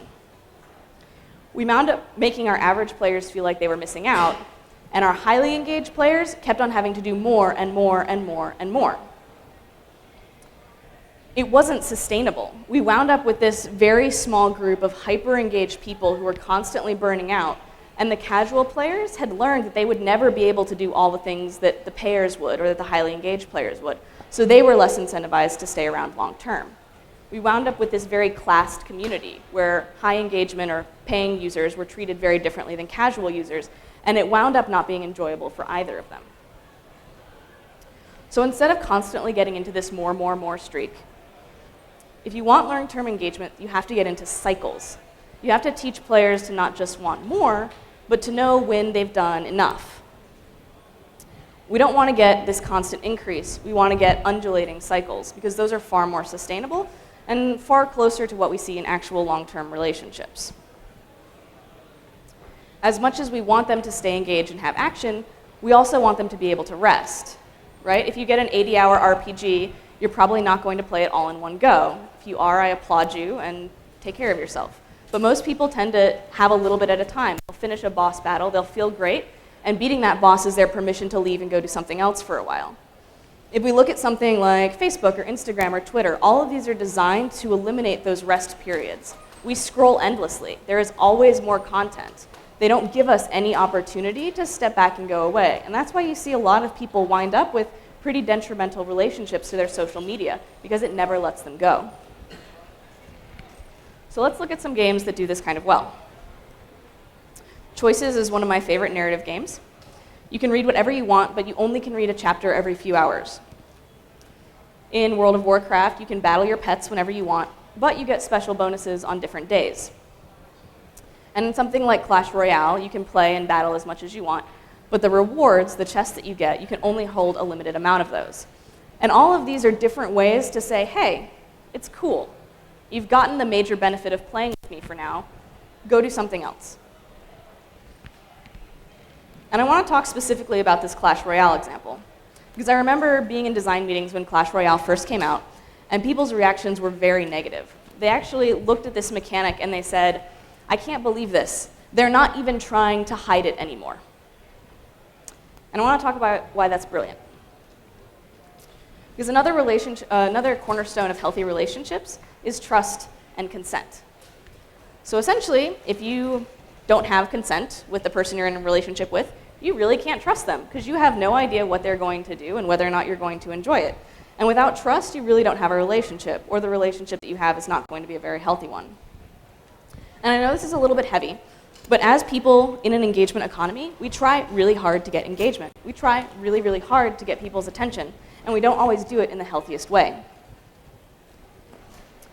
There's a psychologist named Mihai Csikszentmihalyi, I think, who you might know from his work on flow. But one of the other things he did is talk about different formats of attention, so that there's essentially two types of attention. Voluntary attention, where you choose to focus on something, you choose that you're going to invest that mental energy into a certain endeavor, or compulsory attention, where based on some perceived need, like those three that I mentioned, your attention is commanded, whether you want it to be or not. So essentially, by definition, compelling attention is non-consensual. Think about that. And because it is non-consensual, it is always going to perform better in A/B tests. if you have a feature and you have one version that lets players choose and one version that forces players, the one that forces players is going to perform better in your data. This is why we see this all the time in games. It's why we see it all the time in the news. And it's why we see it all the time in our social feeds. And quite frankly, I'm a little bit repulsed by this trend. This is non-consensual. This is sensationalism that implies social and biological risk to capture our attention and hold it for as long as they can. And this should really infuriate all of us, because what this does is it diminishes the things that make us human. It diminishes our autonomy. It diminishes our ability to think for ourselves and control our own investment in time. And when people use this, they tend to do so under the guise that it performs better in data. To which I say, if you're treating the promise of profit as permission to act unethically, you should probably reconsider your position. And we, given the pervasiveness of this in our society, should be incredibly considerate with what we're designing and how we're designing it. If you use data as an excuse to disregard people's ability to control their own attention, imagine what this data-driven future that so many people talk about is. When we use data this way, we aren't creating relationships. We're essentially creating 21st century enslavement. We don't have physical labor as a limiting force anymore. We don't need to chain people up and make them work for us. But we do now need their mental energy. We need their attention. Marketing is how people get paid. It's an economic cornerstone. This is what the descent into slavery looks like when you're talking about mental energy. So I don't give a damn about your data if you're going to use it that way. Data is a manifestation of action and behavior. Data has no understanding of the human condition. Just because you can look at data and see that you'll get more profit by abusing people's attention doesn't mean that you should. Because however ubiquitous these techniques are, they are dark design. They erode trust and faith and autonomy over time. And they reduce us to those three basic impulses. When you reduce humans to their animalistic impulses, you get animals. And we're already seeing the results of this. I am seeing the results of this in my country. I take this very personally. Because when we go back to those animal impulses, we live in a state of fear. Here's a cool psychological tip about fear. When we're afraid, we don't grow. Fear is actually the opposite of growth. When we're afraid, we revert to the things that we know and that have worked in the past. So when you get into a state where a person or an institution or a country is run by fear, you get into a point where that is essentially unable to flourish. You don't dream, you don't think towards the future, you get into this survival mode. It is not healthy. But this talk was supposed to be about games. So let's go back to Clash Royale. Everyone was right. They're not trying to hide anything. And if we look at this through the lens of consent, that's actually pretty brilliant. They're saying, look, you only have 4 opportunities to do this. If you want to keep playing, go for it. But this is how much we're going to give you, and that's that. What this does is it allows people to make their own decisions about whether or not they want to continue when they reach that point of diminishing return. When we're clear with the boundaries and limitations of our experiences, we're actually being more respectful to players. We're being less deceitful and more upfront, and allowing for that consent building between us and our players. And I know this seems a little bit harder to stomach at first, right? When you see that timer and you know they're telling you, pay or go away. But think about this in terms of friendships, right? If a friend never does anything but constantly compliment you, it might feel really, really good. But eventually you kind of question whether or not you can rely on them for advice or feedback. They're not necessarily helping you grow. All right, I want to go back to this initial negative perception though.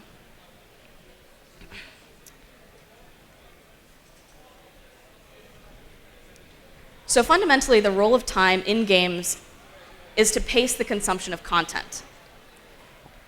To go a little bit more broadly, we want to put a limit on the amount of stimulus that people can take in at any given time.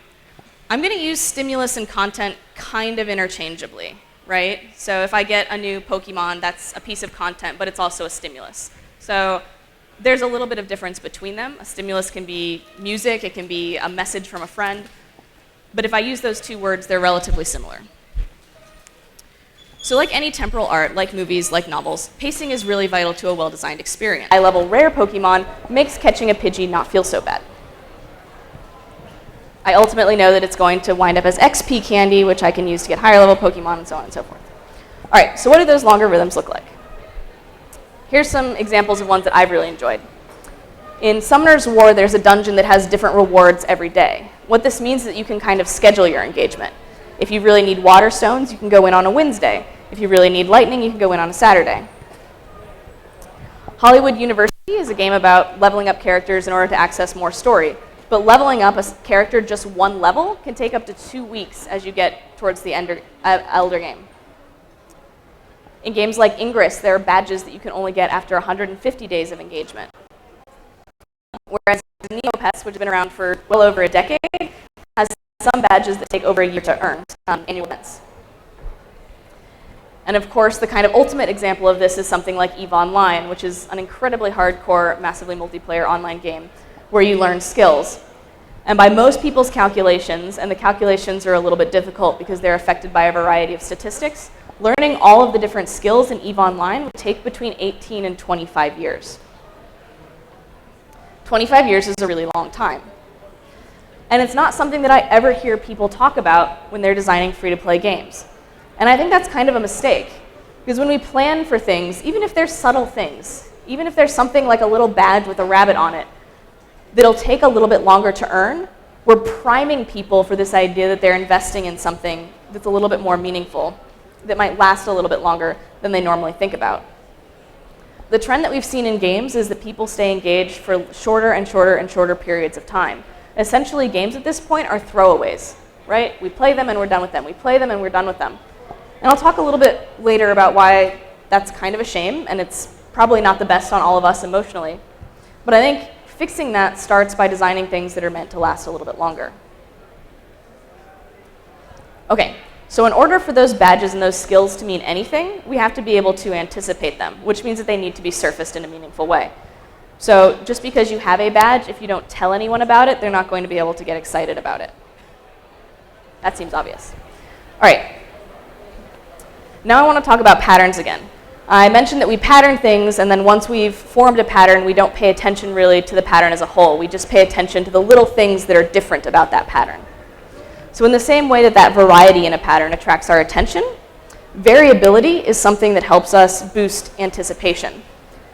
So variability essentially means I know something is coming, but I don't necessarily know when, and I don't necessarily know what. Now there's a whole bunch of ways to add variability into a game. And there's a whole bunch of ways that, again, this can wind up being emotionally manipulative. You can just look at the casino industry to see some of the things that they do in order to grab and hold people's attention. But what I want to talk about is the thoughtful and considered use of different types of variability. So one type of variability is called, variable ratio. And essentially what that means is that you know you're going to get a reward after you do some amount of actions, but you don't know how many times you need to do the action. This creates the highest engagement of all different forms of variable reward. It essentially means people will sit there just tapping the button or doing whatever they have to do again and again and again and again and again. So this is binge behavior, right? This is burnout behavior. But if you plan an event over the course of a weekend or a short period of time, this can actually be really, really, really fun for people. It's actually fun for people to invest the entirety of their attention, in the same way that it's fun for people to run a marathon or do a sprint. That investiture isn't inherently bad. The way that we're using it is bad. So keep that in mind. The things that are going to last a little bit longer are things like fixed interval rewards, which means that you know you're going to get something, and you know when you're going to get it. So these are things like the daily bonuses, where I know every day I'm going to come back and I'm going to get something. And again, that contributes to that steady underlying feeling of ritual as opposed to the frenetic binging of something like the variable reward. And when we combined all these things, when we have things that are exciting every day, every session, every week, every month, and when we build up anticipation by telling players, you're going to get something, but you don't necessarily know what. Oh, I should tell you why that's important. So the reason why variable reward is interesting is because we're inherently optimists. So Imagine a Pashtai. Did I say it? Good? Kind of? All right. When we imagine that, I bet you didn't imagine one that was squished on the floor. Bet you didn't imagine one that was half eaten. I bet you didn't imagine one that was burnt to a crisp, right? When you imagined this, I bet you imagined a flaky, round pastry filled with custard, tiny little bit of burn on the top, just enough to make it crunchy, warm from the oven. When we imagine things, we imagine the best possible version of them, right? We're inherently optimists. We imagine the iconic, ideal version. If I say, think of a guy, you probably don't think of someone who's massively large or who's very, very sick. You probably don't mention and think of someone who's dying. You probably think of a stereotypical 25 to 35-year-old male. Maybe you think of the Da Vinci sign. We think of these ideals. So when we tell people they're going to get something, but we don't necessarily tell them what, they anticipate the best possible outcome. That's why casinos work. We put in coins thinking of that jackpot, even if we know statistically that the chances of us getting that jackpot are very low. The experience of a casino is the experience of hope. And again, it's abused in environments like casinos, but it's not inherently bad. Okay. Woo. So in order to continue to give people stimulus, we need to give them something. But we as developers can't continue to give content forever and ever and ever, amen. So how do we make content a little bit more sustainable? How do we make it so that we can give them something a little bit smaller that lasts a little bit longer? The first thing is a slow transition from art assets to symbols and numbers. So in a lot of card games, you see you'll get a card initially and it'll have a really nice art asset on it. But the engagement after that comes from leveling up that card, from increasing the number of little star icons, or that tiny little number there slowly going up. Making a single number go up in a card game can take months. And that makes it much more sustainable for a development team to continue creating compelling content. The other thing you can do is go from hand-painted art assets to something more palette-based. So Furcadia is actually the longest living MMO. It just celebrated its 20-year anniversary. And one of the things that they do is they have a single art asset, and then all they do is let you recolor it. So they had one piece of art, one piece of actual art that was hand-drawn. And that creates millions and millions and millions of different things that people can use to customize and to express themselves. And this doesn't just have to apply to art assets that involve palette swapping. This refers to anything that can be combinatory. So if you have a crafting system and people can build a sword with any hilt and any embedded jewel and any blade, again, you're going to have 3 art assets or a small subset of art assets.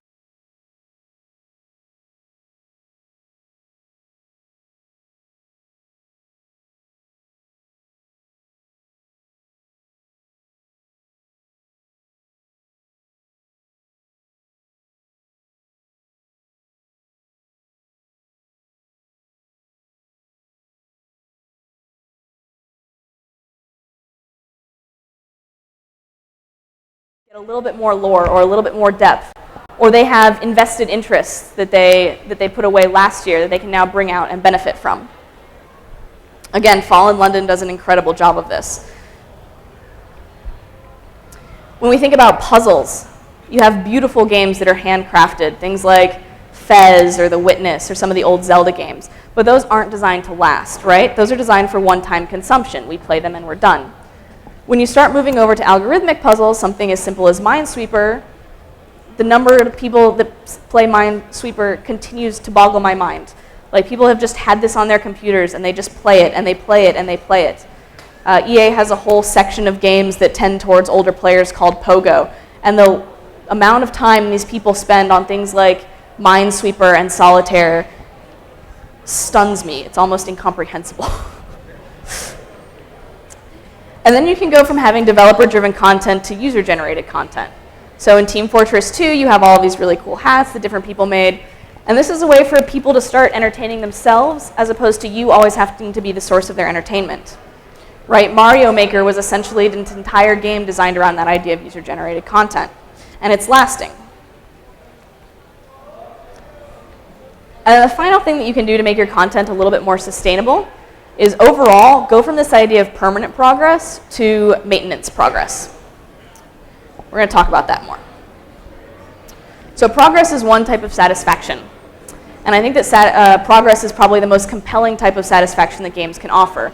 We give people really clear and immediate feedback. We give people really clear goals. It's very easy for people to get that sense of accomplishment and mastery.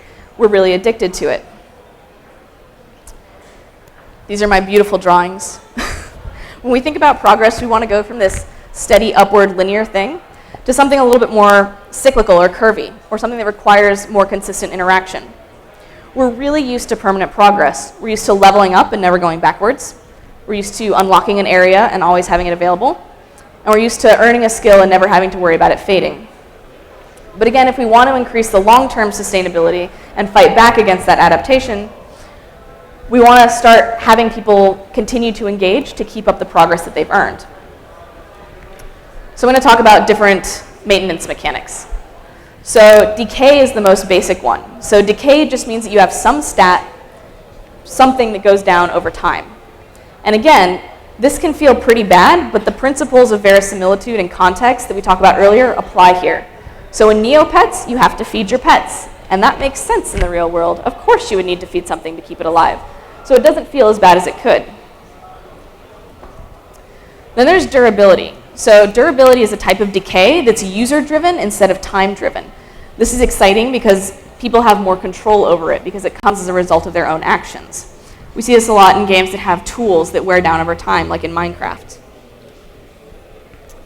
Then there's thresholds. So thresholds are essentially bounded decay. This idea that something is at risk and something could go away, but only up to a certain point. Again, this is a staple of old RPGs. Progress in RPGs is usually defined as moving through this hopefully beautiful world. You go from save point to save point, and each save point acts as a threshold. Once you get to a save point, you can never lose your progress. You'll never get kicked back to a previous city. You'll only get kicked back as far as that save point. This is a really good balance between those kind of maintenance mechanics and things that are a little bit more permanent. Then there's market-driven decay. So these are things like style and fashion and stock markets, where in covet fashion you might buy a dress and it is the hottest thing in the world. And then 2 weeks pass and suddenly it's not so great. That's not because the dress pixels got torn or something. It's because the perception of the market around you has devalued that specific item. So again, you can be on top, you can be the hottest person in the class, but then you have to maintain that over time. You have to continue to engage and attend to it. Then there's other-driven decay. So essentially, other players take away some of your progress. This happens a lot whenever there's zero-sum mechanics. So any classically competitive game has an element of this. It's particularly noteworthy in games like Game of War, where you actually have territory battling. Territory can't be controlled by two people at the same time, so anytime I gain non-neutral territory, I'm taking it away from someone else. Essentially, my progress is dependent on your loss. The most extreme form of decay is a complete reset. We're seeing this a lot in clicker games, idle games, incremental games. I don't know if you guys have played Adventure Capitalist or Tap Titans or Clicker Heroes, Cookie Clickers, any of those type of games. Essentially what they do is you play this game, usually just by tapping something a lot, and eventually you get to a point where that doesn't become fun anymore. At that point, you trade in all of that progress that you've made for a little bit of progress at a higher level. That higher level progress then feeds in rewards that let you go back to that initial progress bar and fill it up all over again. You get a little bit farther before it gets boring. You probably go through it a little bit faster, and then again, you can trade it in. Now, the interesting thing about this, A, is that it's incredibly successful. So idle games are seeing the highest retention of any single player game, which is a pretty big deal. The second is that it essentially puts control of pacing into the player's hands. When you get to choose when to reset, again, you can choose when the reward is no longer worth your time and attention. And you say, hey, I'm not getting as much as I need. You trade it in for that bigger bonus, and then you start all over again. So again, we're actually seeing the sustained attention that we want when we use mechanics that put more autonomy and more choice into the player's hands. So I think this is actually one example of a really positive trend that we're seeing in the space. Okay. So progress, as I mentioned, is just one form of satisfaction. Now, there are a lot of different theories in psychology about human motivation and types of satisfaction. If you're interested in this, stay around for the next talk. But also feel free to look up Ocean, which is also called the Big Five theory, self-determination theory, Martin Seligman's PERMA. These are great theories about the fundamental things that make us feel satisfied as humans. And note that I say satisfied and not happy, because it turns out that happiness is kind of a joke. And actually, to live a satisfied life, you need a lot of challenge, you need to exert a lot of effort, and you actually need to struggle a bit. But one of the things that you'll always see, no matter which of those theories you use, is some semblance of mastery and accomplishment, which is progress. And the other thing that you'll always see is some idea of relatedness or relationships or meaning. So that's going to bring us to communities over time. Essentially, any game that has withstood the test of time has allowed people to play together. Now, that doesn't necessarily mean in something as stereotypical as a big MMO. Sports, for instance, right? Kicking a ball into a goal is fun for a little bit, but the thing that makes sports last for so long is the community around them. It's the fact that every time you go to a sports game, every player is a new variable. And the way that they interact with that team is a new variable. And the coach's strategy is a new variable. And no soccer game football will ever be the same, right? There's always going to be something a little bit new and exciting. So essentially, we want to be able to build relationships within our experiences. And ideally, we want to be able to build communities. So what does it take to build a relationship? Turns out, there's an app for that. No, just kidding. So some of the research on psychology in the 1950s found 4 kind of pillars that help establish relationships. First one is proximity.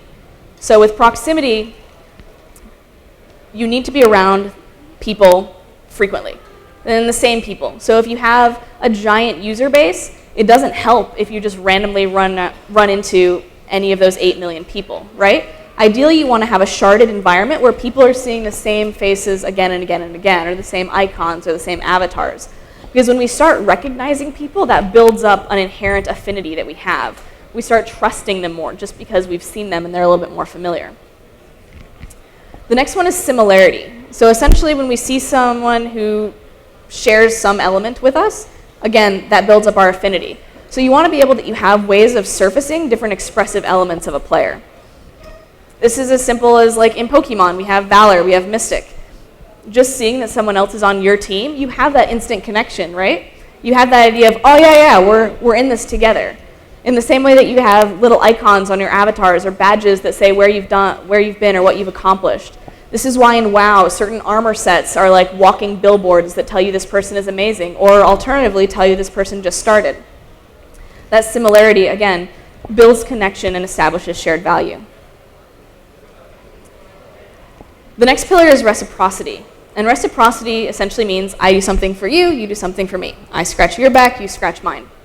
It doesn't necessarily have to be an economic exchange, right? Something as simple as me sending you a message on Facebook and you returning it is an example of reciprocity. It's me giving you stimulus and you giving me stimulus.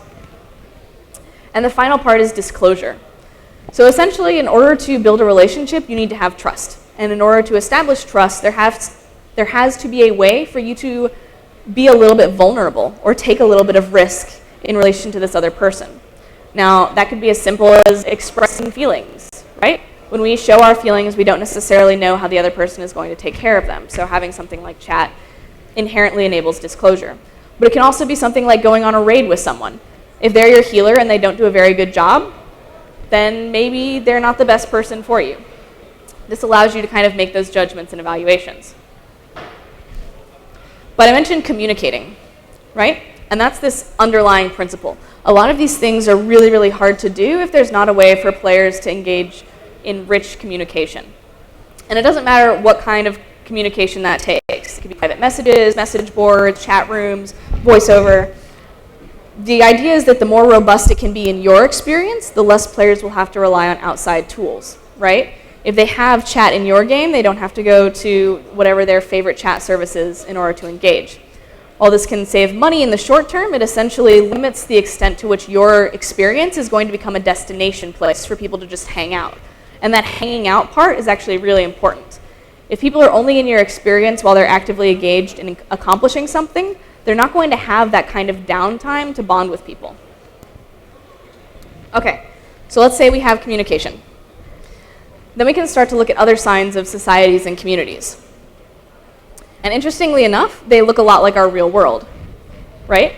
There are different things that signal social societal elements, cultural societal elements, economic, right?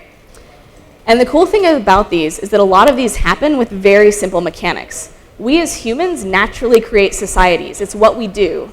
It's how we live together. So by putting in a power curve, which essentially just means that some people are a little bit more powerful than others and maybe have some influence over each other, you start getting politics, right? You start getting people being able to exert their power over other people. If you add public spaces, you start getting things like fashion, where people dress up to be seen, where people act. You start getting culture. You start getting the ability to kind of ostracize people and potentially punish them socially. You get aesthetics. All of that just by having a public space. As soon as there's any means of exchanging items, you wind up with an economy, right? Which can lead to investment, banking, can lead to charity and gifting. As soon as you have an auction house, you get all of those really interesting behaviors that you see with folks on eBay. Once you have player customization, you start getting groups and guilds and clans. A bunch of groups have initiation ceremonies where you don't get the right to customize your player until you've joined their group. You get interdependence between groups. You get celebrities, people who walk through the streets of WoW, and it's like, oh! Very scientific. And essentially what you're doing in all of those elements of society is you're kind of uniting players' attention.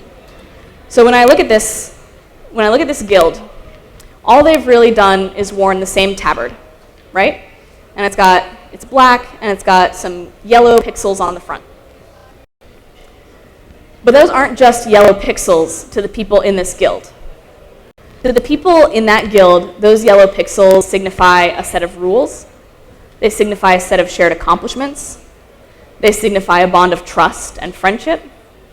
They might signify a location that all of these people are from. They might signify an event that they all lived through.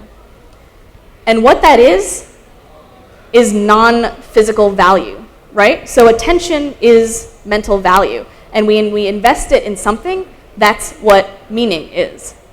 Meaning is the attention that we've all invested. And we invest it together, it's multiplied tenfold. That's why we have religions, right? We've all invested so much of our attention, so much of our belief, so much of our psychological energy into that. It's why we love our countries, right? We've invested so much time, so much shared attention into creating this thing together. And all of these things develop meaning specifically because we all put that psychological energy into it. And when you get to the point where people are able to create meaning together in your experience, that is the ultimate investment. That's the ultimate underlying attention grabber for an experience. And I'm going to give you that building curve over time. This is why Facebook is so successful, right? We fill it with meaning. We fill it with our friends and our photographs and all of our idle chatter. We fill it with memories and silly anecdotes. We invest so much of ourselves into this experience. And what we want to do is build experiences that treat us with respect and trust in return. And I'm rarely certain that something like Facebook does. But once you have meaning, you've got that core that you need to have something that's going to last for years and years and years. So as you guys go out and as you start to build your own experiences, please be good. Earn your players' attention, right? Don't demand it, don't steal it. Please be trustworthy. Communicate clearly and transparently with your players and your users. Find what balance of engagement works for both of you, not just your wallet. Be far-sighted. Think long-term. Dream a little bit. Don't always be reactive and responsive. Plan something that's going to last for years. And help all of us do better, right? We can't just be experience designers anymore. We really need to start engineering new societies. Societies where people trust each other. Societies where people can play together. We need to be architects and city planners. We need to create spaces for people. We need to be psychologists and anthropologists. We need to understand why people come together and what we unite around. We live in an engagement economy, and that's not going to change anytime soon. Attention is our currency. So be really mindful of where and how you spend yours, and be incredibly respectful to those that you ask for theirs. The society, the real world that we live in now, is starting to reflect these digital systems that we've built. And we're starting to see the results of these digital systems all around us. So let's create systems in the digital world that can help our real world to thrive. Let's do better. Let's design something that can last for a century. Because I want our society to last, I want our planet to last, and I want all of us to be able to go on forever. Bam.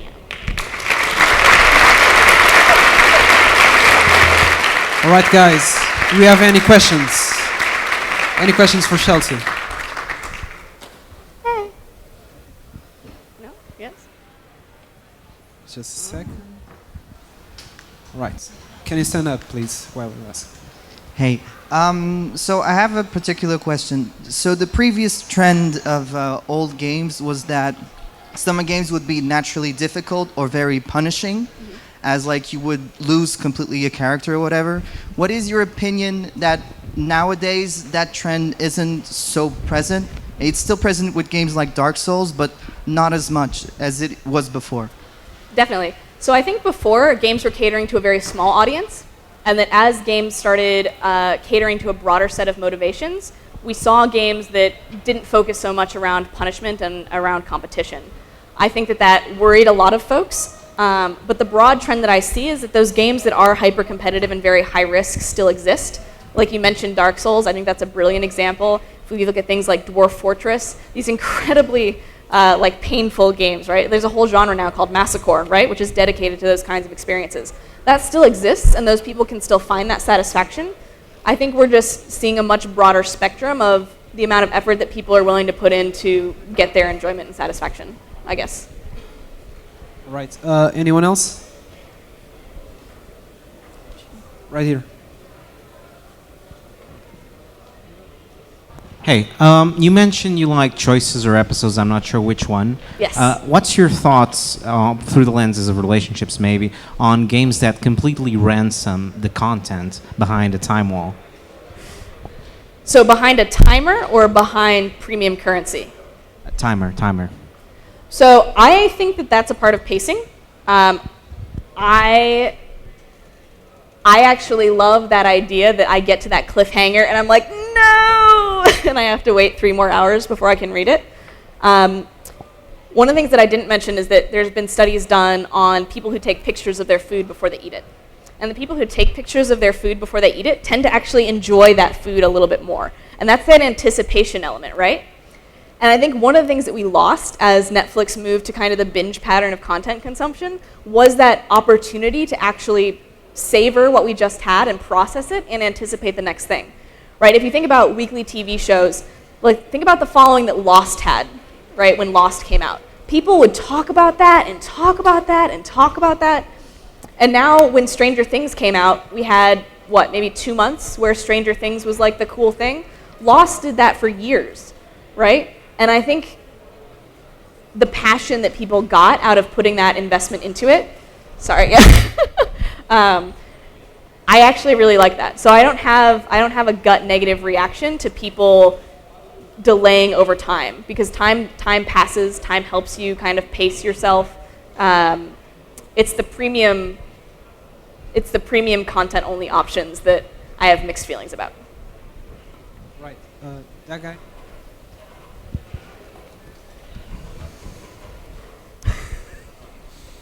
Thank you for coming. Quick question. Yes. What's your opinion on free DLC and paid DLC? All right, I have a lot of opinions. First one is that developers should get paid for their work. That's really important. I love making games. You have to really want to make games to be in games, because being in almost any other software industry is going to be far more lucrative. And part of that is because of this kind of entitlement that people have gotten around wanting game content. And I think it's a really dangerous trend, and I think it's really limiting the diversity of games that we're seeing. So that's my first one. In terms of free DLC, like, I have huge respect for Project Red and what they did. And ultimately, I think if it's surfaced beforehand, so you know exactly what you're buying, then I'm fine with paid DLC. When you pay for a game and it doesn't say, hey, we're planning at least 3 DLCs after this, they're each going to be between $15 and $20. If you want the whole entire experience of all the content we're putting out, that's going to be at least $100. Again, there's that element of consent, right? There's that feeling of, I'm a little bit tricked. And I think that that's where things start to feel bad. Like, I know now a lot of games are coming with a season pass, right? So you can buy the game and you can buy the season pass. And I actually like that they're telling you about that beforehand. I think it feels a lot safer to me. So I'd like to see a lot more of that, a lot more of people knowing what they're getting into before they go into it. Do we have any questions left? Anyone else? Right here. What's your favorite gaming platform? My favorite gaming platform? Oh, Sega Dreamcast? Echo the Dolphin Defender of the Future is the best game in the world, and no one can tell me otherwise. Forever. Right. Anyone else? No? Anyone? All right, so thank you so much, Chelsea, for being part of Sinfo. Thank you for coming. Let's give her a big round of applause, please.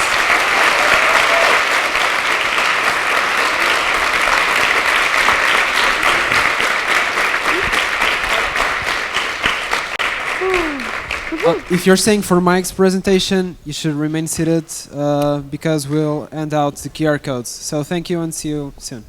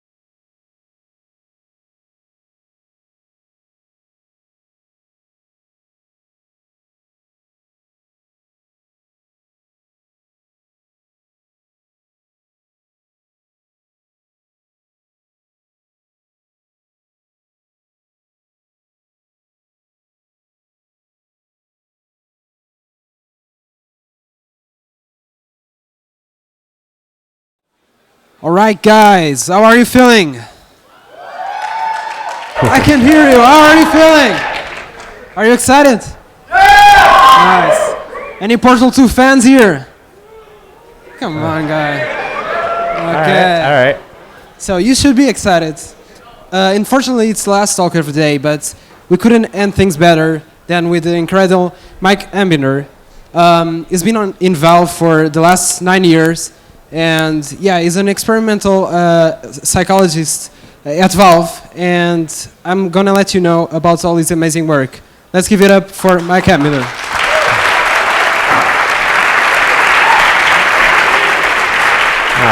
Thanks, guys. Can everybody hear me all right? All right, so my name is Mike Ambinder. I'm an experimental psychologist. All right. Oh, I have my slides up. I don't know if you... We can watch the video. It's a good video. There you go. So I'm an experimental psychologist at Valve. For those of you unfamiliar, Valve is a video game developer. Games like Half-Life, Team Fortress, Portal, Dota, Counter-Strike, and so forth. We also have a digital download service called Steam. So what does an experimental psychologist do at a video game company? This is me being a psychologist to our CEO, Gabe. That's my diagnosis.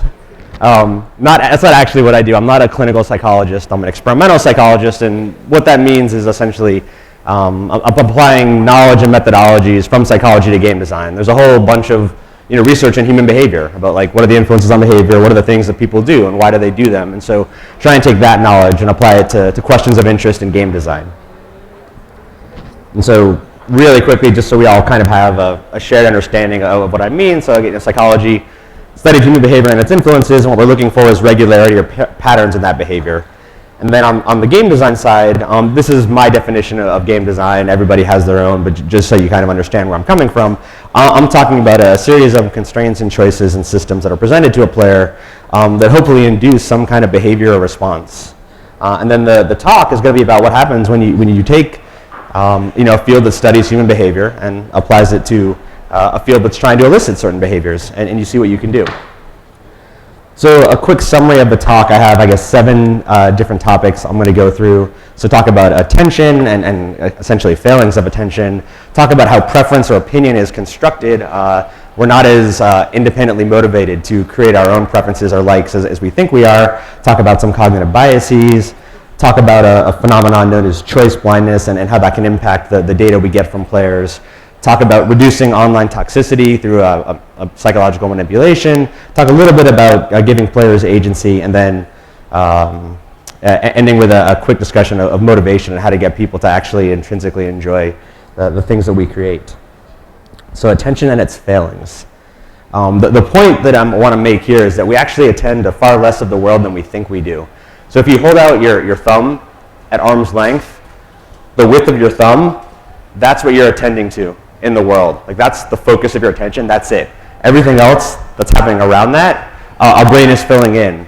We have the assumption of a stable world, a stable environment, and our brain takes advantage of that. Most of the time, things don't change very rapidly. And so really, that's how much we're attending to, just that point. And so beyond that, focusing attention is effortful. If someone says you have to pay attention to this, that requires discipline and effort. And so there are implications for game design, and I'll give you guys a few examples and then talk about an actual example in-game. So certain things will reliably capture your attention in a game and in the real world. So sudden appearances of objects, obviously, color changes, looming motion. This is probably based on evolutionary theory. If something is rapidly getting closer to you, it's going to start appearing bigger, and it may be a threat, and you may need to react to it. And size changes as well. It's also, so the 4 things, appearances, color changes, looming motion, and size changes, those are all physical properties of an object. There's also the attentional goals. If I'm looking for my friend in a crowd, and they're male and tall and blonde, I'm going to filter out people who are short and dark-haired and female. The attentional goals matter. If I'm looking for ketchup in a supermarket, I might filter out bottles that look like mustard. So like whatever your goals and thoughts are will impact what you see and how quickly you see it. And so here's an example of what I mean by focusing attention is effortful and we're not as aware of our environment as we think we are. So this is a video from Counter-Strike, and we can just watch it and see what happens.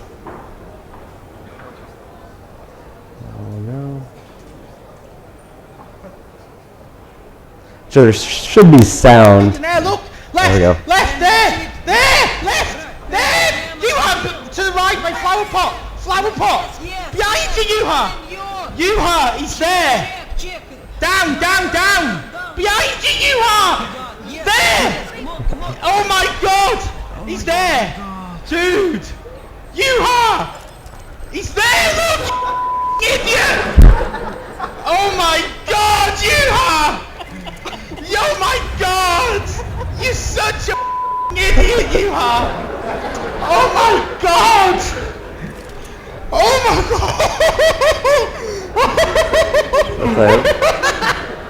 Alright, so we had to bleep out some of the language because it's a family talk.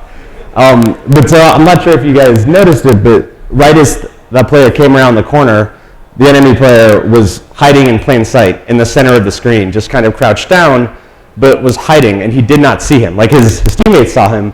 This is a really good Counter-Strike player, but he did not see the person who was directly in front of him, right? His attention was focused.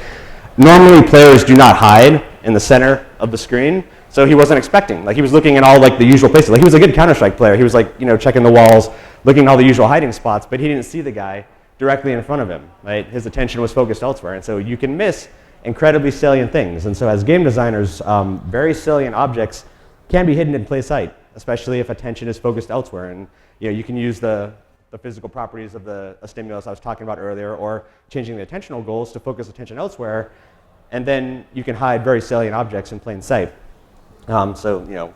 Essentially what the second point is making is that we can create surprises when attention is focused elsewhere, and understand that, or don't be surprised when players or people playing your game can miss very obvious things.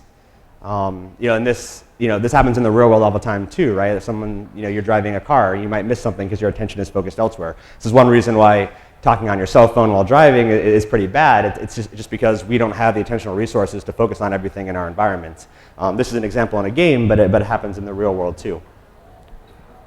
So moving on to the next topic, I'm calling it the arbitrary nature of preference, but really it's more just about how we form opinions and how they're maybe not as internally driven as we might think they are. Like they're definitely very influenced by a variety of things.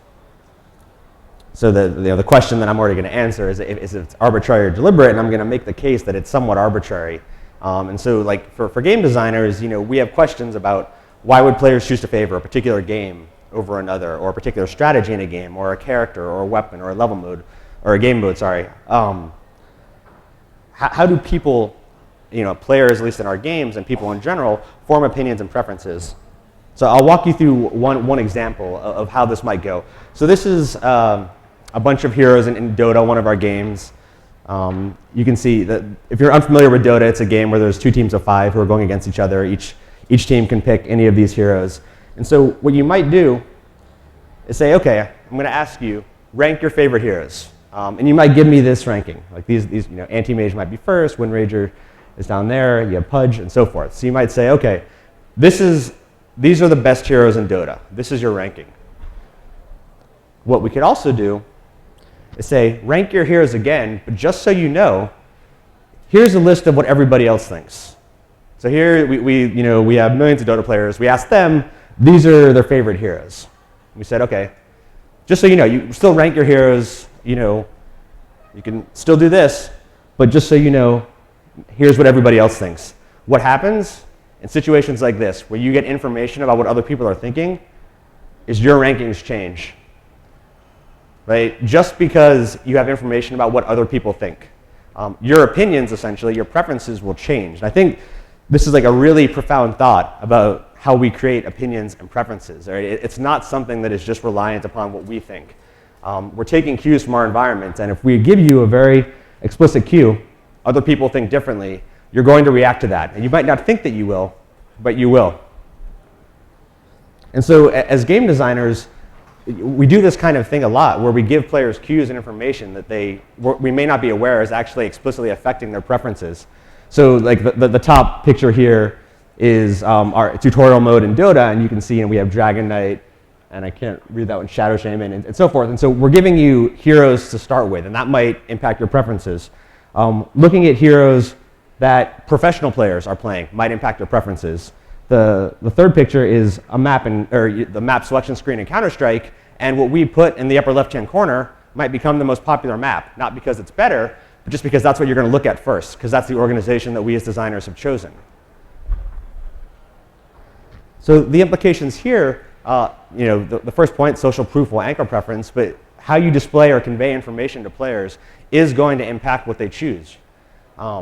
This can sometimes explain, why certain games become more popular than others, right? If they get lucky and are presented in a certain fashion and get enough, critical mass at the beginning, just due to random chance, people may like that game or end up believing they like that game more than they would have, had random things not occurred.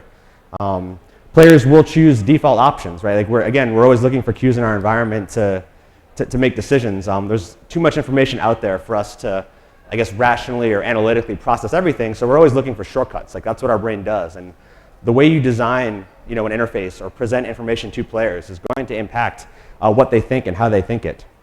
And so, like as an example of like how to design around this, if we really wanted to understand like the true popularity or quality of a map, we wouldn't display it the same way every time. Like we'd actually just randomize this placement. So like the screen that I had over here, right? Like instead of putting Dust 2 in the upper left-hand corner all the time, like we could move it around and see if people continue to choose it.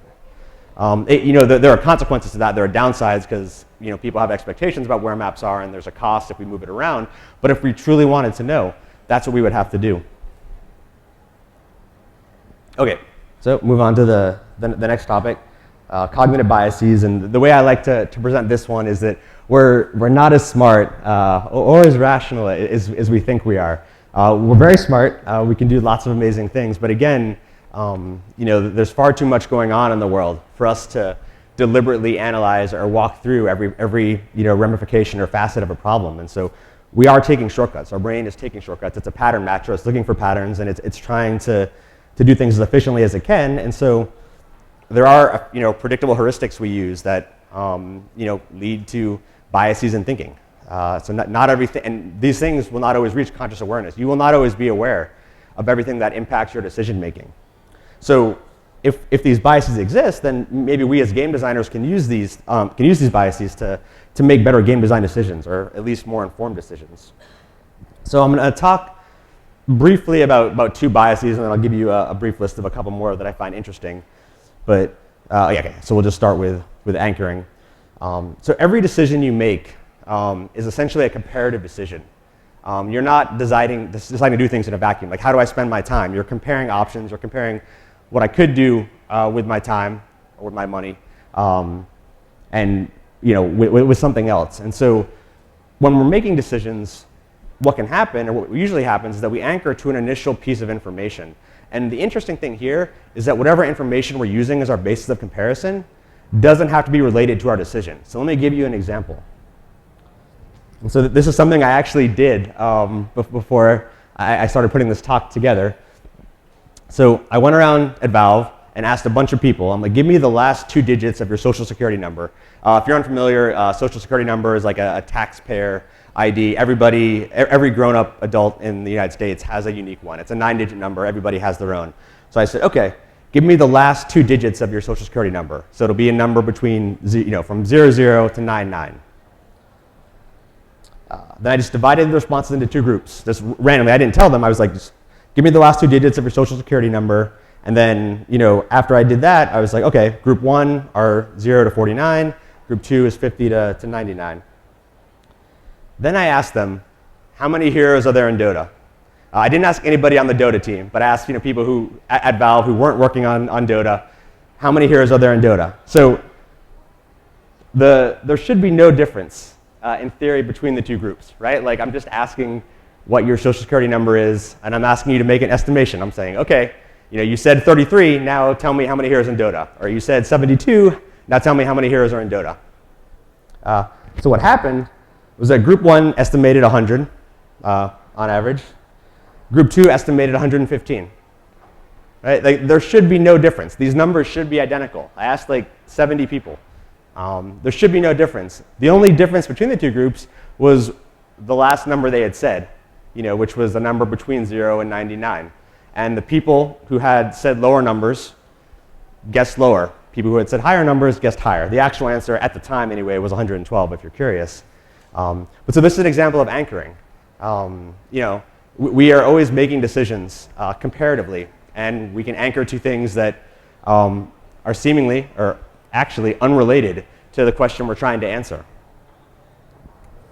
And so another example of this is the map screen in Counter-Strike. So you might, you get to choose which map you want to play in matchmaking. But we give you more information. We give you the average wait time. And so for Train or for Dust 2, you prefer to play the map Train, but we're giving you information, and you might end up using this in your decision. Like Train might be an objectively better map, but we're saying you have to wait 4 minutes and 48 seconds to play it, where you could play Dust 2 on average, in a minute 12. So all of a sudden, instead of choosing the map that you want to play, you're choosing the map that's quickest to get into. We're giving you a different anchor just by displaying that information, right? We want to display the information. We want players to make an informed decision, but because we do that, all of a sudden we could be changing, the question that they're answering, right? Like the decision that they're making, what they're anchoring to, the information that seems important or relevant to them.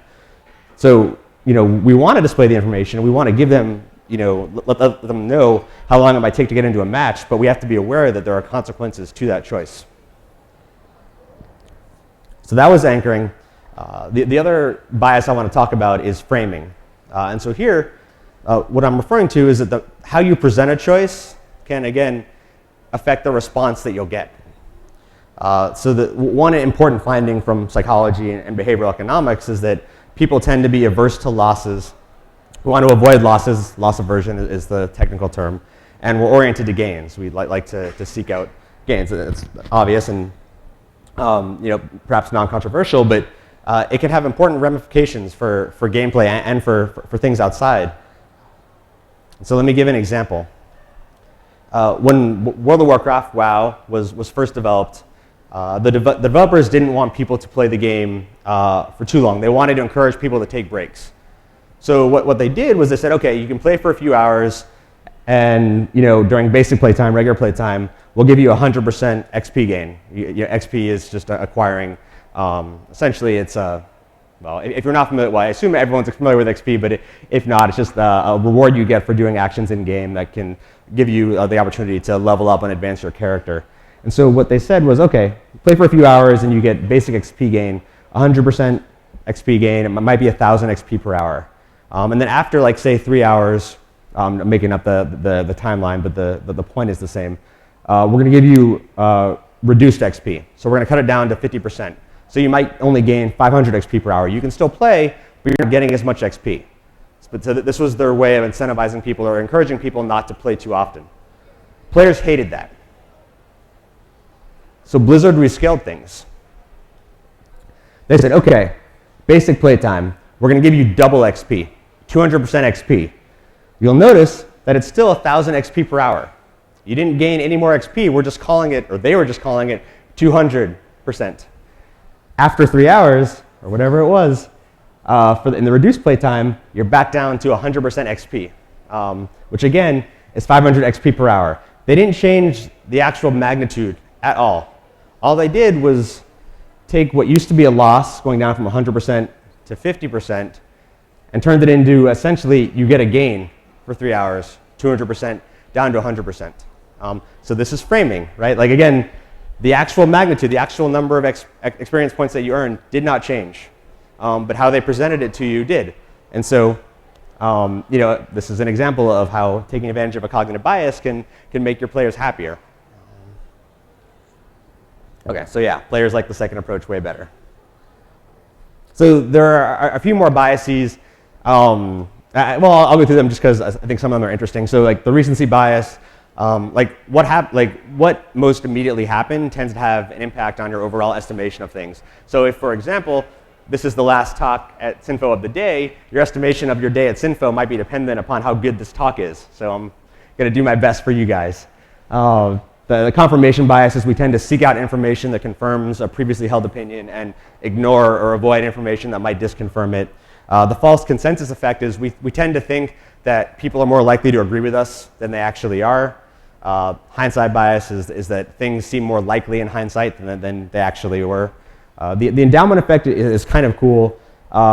You tend to value things that you own, I guess, more highly. So if you buy something for $10, you buy a coffee mug for $10, then I ask you how much you're willing to sell it for, you're going to tell me a number that's higher than $10. Like you paid $10 for it, but all of a sudden, because you own it, you value it higher. You might want to sell it for $15.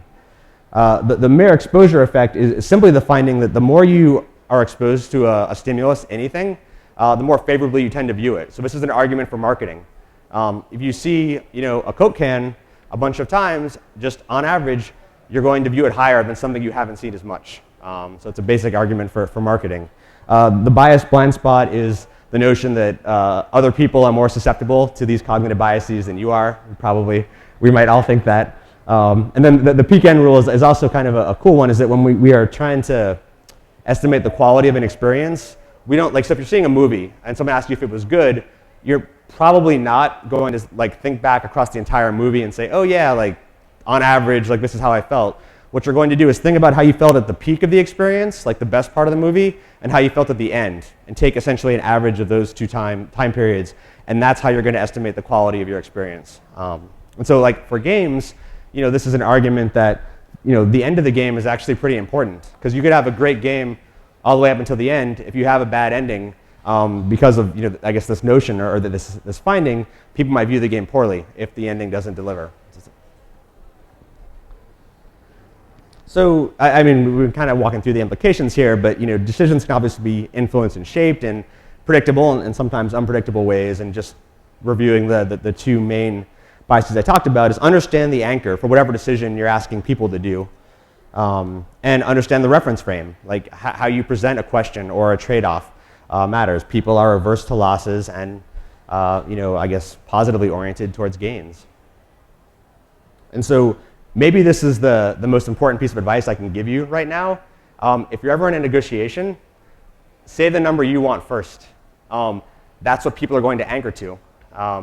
If the employer that you're negotiating with wants to offer you 50,000 euros and you want 100,000 euros, if you say 100,000 first, that's the anchor. That becomes the new frame of reference for the conversation, right? If they say 50, then you guys are going to negotiate around a much lower number. I mean, that's an extreme example, but in general, anchoring works. It works in all contexts, and it's prevalent. It's how we make decisions. And so, in a negotiation, be the one who sets the anchor. Okay, so the next topic is a phenomenon in psychology we're calling choice blindness, and I'm going to talk about its implications for essentially how we gather data from people and how we ask them to justify the choices that we make and talk to us about why they did certain things in our games. And so the meta question, the reason this is an interesting finding or something that people have studied is because we want to know how reliably, we want to ask, how reliably do people know why they do what they do? How good are you at saying, I did this because of this, and understanding why you made a particular choice or did a particular decision? And for us as game designers, the specific question is how reliable is the feedback we receive from players? And if you've been listening to the previous topics, you might be able to guess where this is going. But let's walk through what an example of kind of how we might do this. So what psychologists have done is say, we're going to give you two things to look at, and we're going to make you choose one. So we might say, which of these two people are more attractive? Which of these two jams taste better? Which of these two gambles, economic gambles, are you willing to take? Which of these moral judgments do you think is, I guess, more moral, essentially? But essentially, we're giving you anything, and we're saying, choose one of these two things. Then, after we do that, we'll distract you for 5 minutes. Might say, do a crossword puzzle, read some poetry, sit quietly, whatever. We'll just say, okay, take 5 minutes and do something else. We're then going to ask you to justify the choice of the alternative you did not choose. So if you face A and face B, if you chose face B, we're going to say, tell us why you chose face A. If you chose jam C, we're going to say, tell us why you chose jam D. Why did you like that one better? More than half of you in these studies will justify a choice that you did not make. You will tell us why you selected something you did not actually choose. So this is the finding known as choice blindness. It's like you're essentially we're blind to the choices we make, and again, using cues from our environment, I will construct a rationale for something that did not actually happen. And so, as game designers, when people send in feedback or talk to us various things, like it's something we have to be wary of. We're just as humans not so great at internalizing or justifying why we do what we do. And I mean, lots of people have great and amazing feedback, and we obviously need to pay attention to it, but we also want to be aware that just it's not something we're great at. Like there are a whole bunch of influences on behavior, and why we think certain ways can be surprising and startling to us. And we can get people to tell us why they did something they did not actually do. So at least for us, and I have it appear with looming so you guys would capture your attention, is that it's really important for us to measure a behavior change. So when we have something in our games, we want feedback. We want people to tell us what they're doing, but we want to look for something measurable that happened in the game. So if a weapon is imbalanced, right, and people are complaining about it, and we make a change to it, they might still complain about it, but if they're using it more or using it less, depending on whatever direction we want, that's a measurable behavior change we can look at and be like, okay, something happened. So that's always what we're going for. Is we want people to give us feedback and talk to us, but we always want to correlate it with some sort of measured behavior, because behavior is a lot harder to fake. So the next thing I want to talk about is online toxicity, and how one finding from psychology, cognitive dissonance, helped us reduce it a little bit. So I don't know, I assume most people in here have played online or at least been on the internet before. Sometimes people are not always so nice on the internet. Sometimes people are mean. And so it would be sweet, it would be great if we could figure out ways to reduce the occurrences of people being mean online.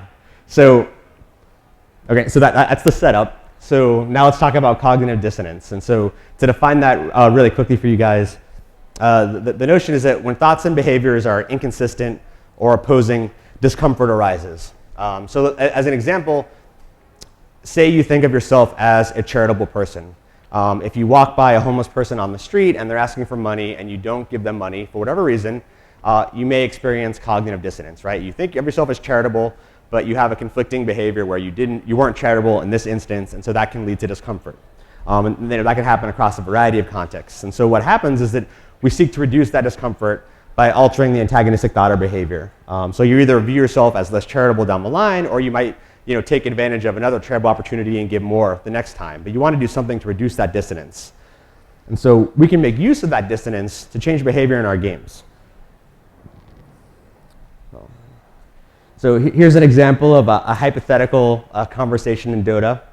I don't know if you guys can read it or not, but we would love it if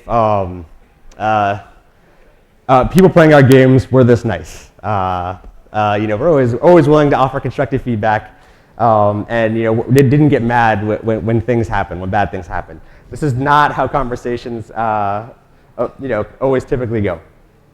So, and there's a variety of reasons why there are people are kind of are dicks online. There's anonymity. At least in our game, there's a significant time investment.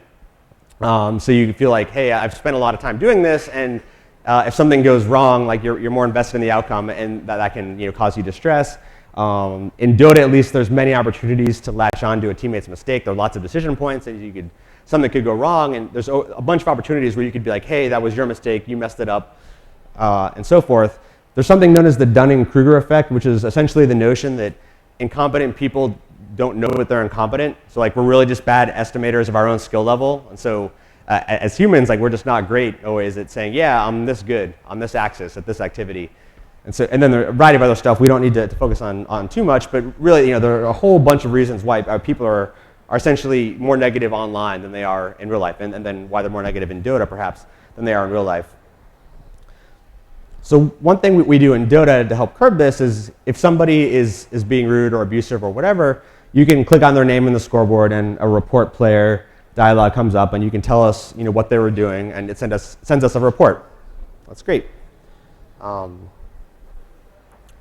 One thing we also do is, at the end of a match, we used to anyway, we'd ask you a survey question and say, okay, please rate your enjoyment of the match, 1 to 5 stars, and matches with lots of negativity might have lower ratings and so forth. This we did for a while, the match quality survey, 1 to 5 stars. What we then did, and we can go back to the cognitive dissonance, is ask 2 more questions. The first was this. At the end of a match, sometimes, we'd say, please rate the cooperation your teammates displayed in the last match. So how good were your teammates? 1 to 5 stars. Tell us. We can do interesting things with this information, but I'll be honest with you guys, I didn't really care about the answers to this question. I only asked this question so I could ask this one. So please rate the cooperation you displayed towards your teammates in the last match. Every once in a while you get this question. So now what happens? As humans, as people, we have an innate tendency to want to view ourselves highly, right? So we're going to have an innate bias to want to say, yeah, I was a good teammate, right? Please rate the cooperation you displayed. How good of a teammate were you? If you were not a good teammate and you were aware of it, you're going to undergo cognitive dissonance, right? You're holding 2 conflicting notions in mind. I want to say I was a good teammate, but I know that I wasn't a good teammate. That's dissonance. That's cognitive dissonance.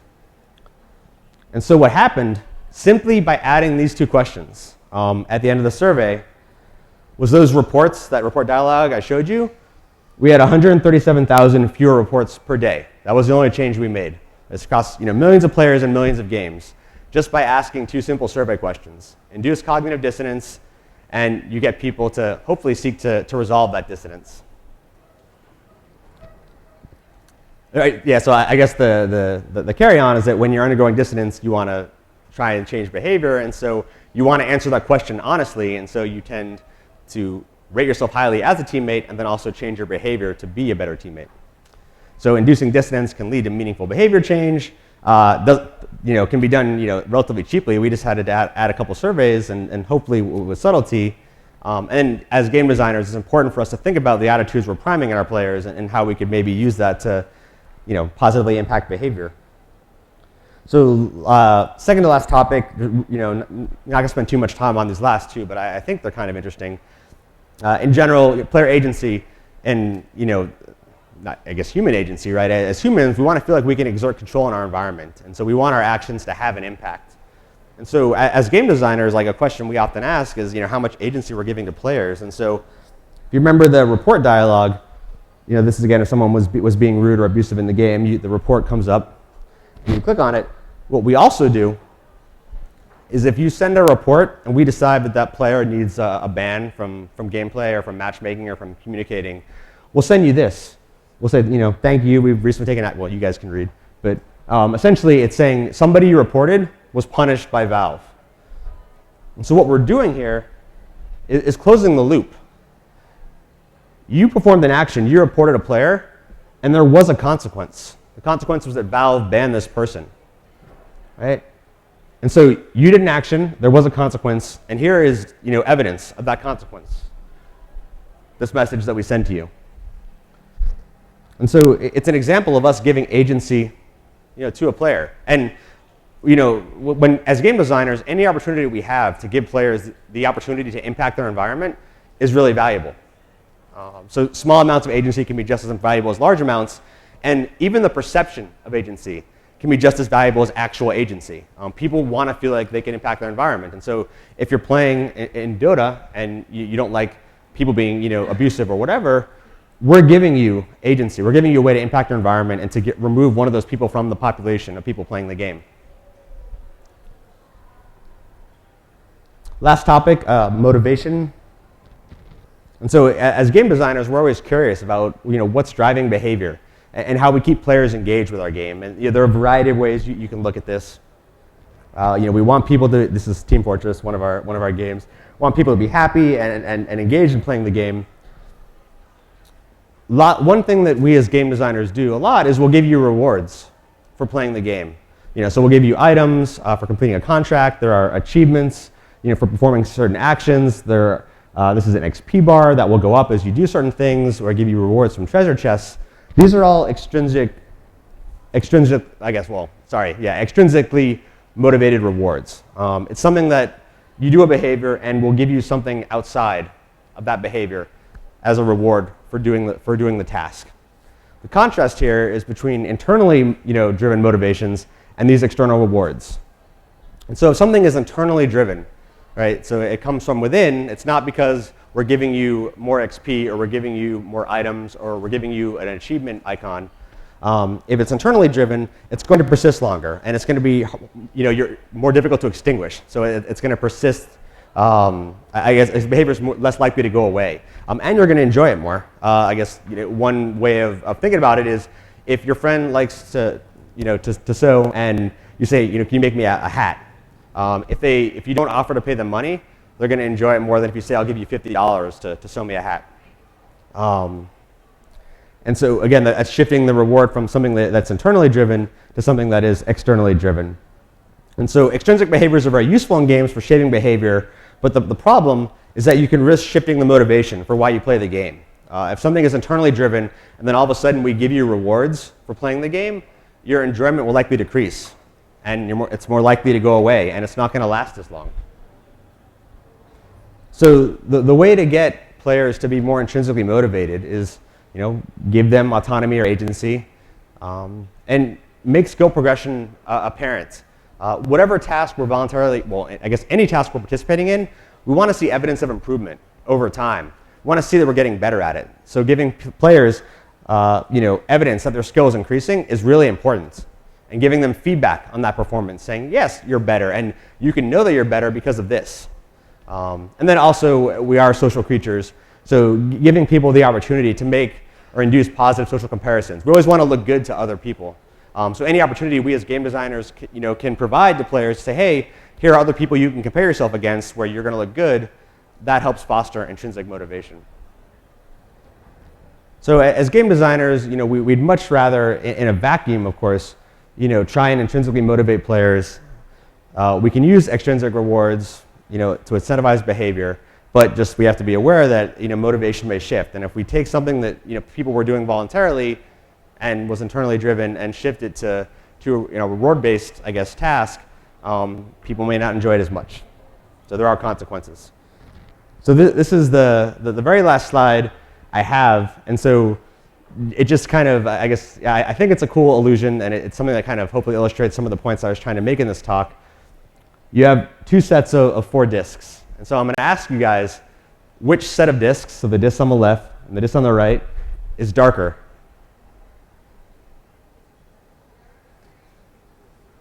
Everybody's afraid to answer. Typically, right, in a vacuum, these guys look darker. They're actually not. If you compare pixel by pixel, those 4, each set of discs are identical. They're the same brightness, same luminance. And so you can look like, this lightness here, darkness, and darkness. What's changing your perception is the context, the surrounding information, right?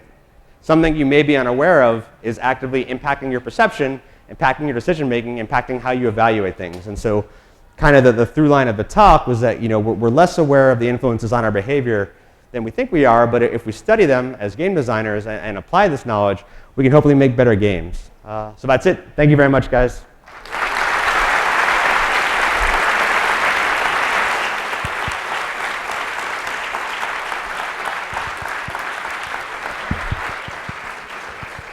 All right, guys. Yeah. So do we have any questions for Mike? Right here.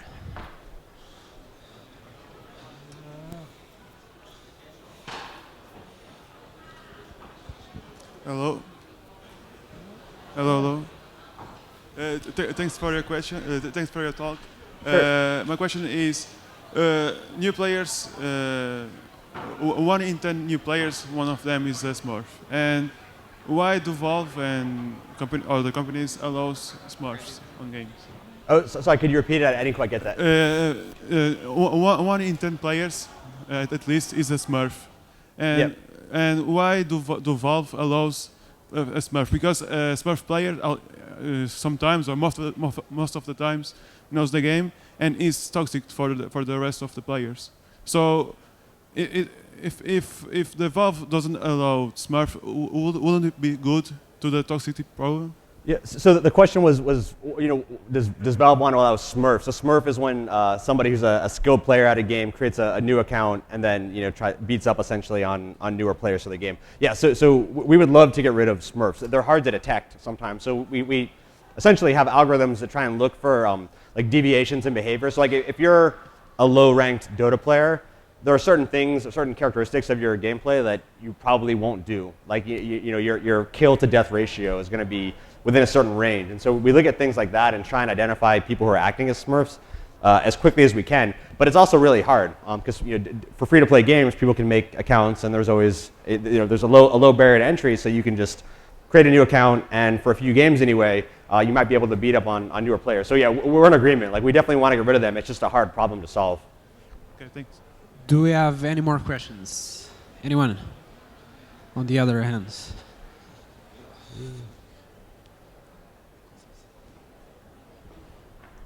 Just a second.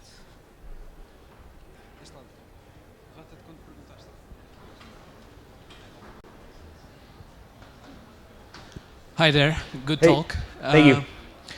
So my question is, when a group of players, sometimes toxic players, pick on a newer player, Yep. and they say, we're going to report you as a group. Yep. How does Valve detect it, and what's the process? So when we look at reports, so if somebody in a game is reported, we don't look at the number of overall reports. So if there's a team of 5 players and the other 4 are ganging up on the 5th player, we don't count those 4 reports as part of the algorithm. What we look at are the number of distinct games that you were reported in. So if you're reported in X different games over a period of Y games, right? That's what we care about. It's not how many reports you got. So we definitely want to minimize the impact of people ganging up, and so only by having converging evidence, like you've been reported across a bunch of different games by a bunch of different people, that's the information we use to ban people, and not like, oh, this person twice anyway had 4 people report him, like, because again that could be the situation you're describing. Anyone else? In the front. And please send me email, guys. I'm always happy to talk about stuff and answer any questions. So please do that too. Thanks, Mike. Sure. My question is, as a player, how do we deal with toxic teammates? Yeah, so it's a really good question. One thing to keep in mind is that when people are sharing their opinions, the content of the opinion matters less than actually receiving validation for that opinion. So when someone is sharing a negative opinion about you and saying, yeah, you're stupid, or that was horrible, or whatever, they may think that and they may believe that, but really what they're after, it's also, I guess, a manifestation of insecurity, right, about their own beliefs, right, and they're looking for validation, and so, responding in kind and if you respond aggressively too, right, that escalates things, but you're not actually addressing the underlying problem, which is that they have an opinion that they want to address and they want validation for it in some way, and so.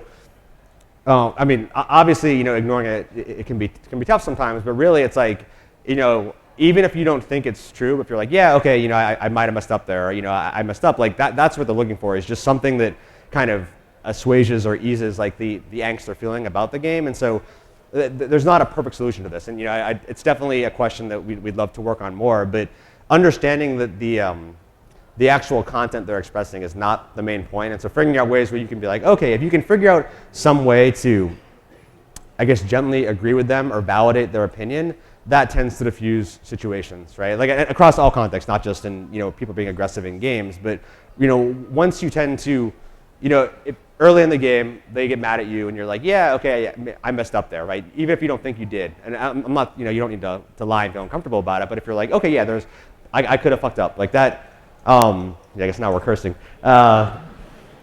if you do that, their opinion has been validated, and then they become more likely in the future to change the content of their opinion. Because again, it's more about validation than the content of the opinion. And they might view you more favorably, and then later on down the line, not be as aggressive. And so typically, if you can figure out a way to, essentially, agree with or validate their opinion, in a way that you're comfortable with, down the line, they might be less abusive.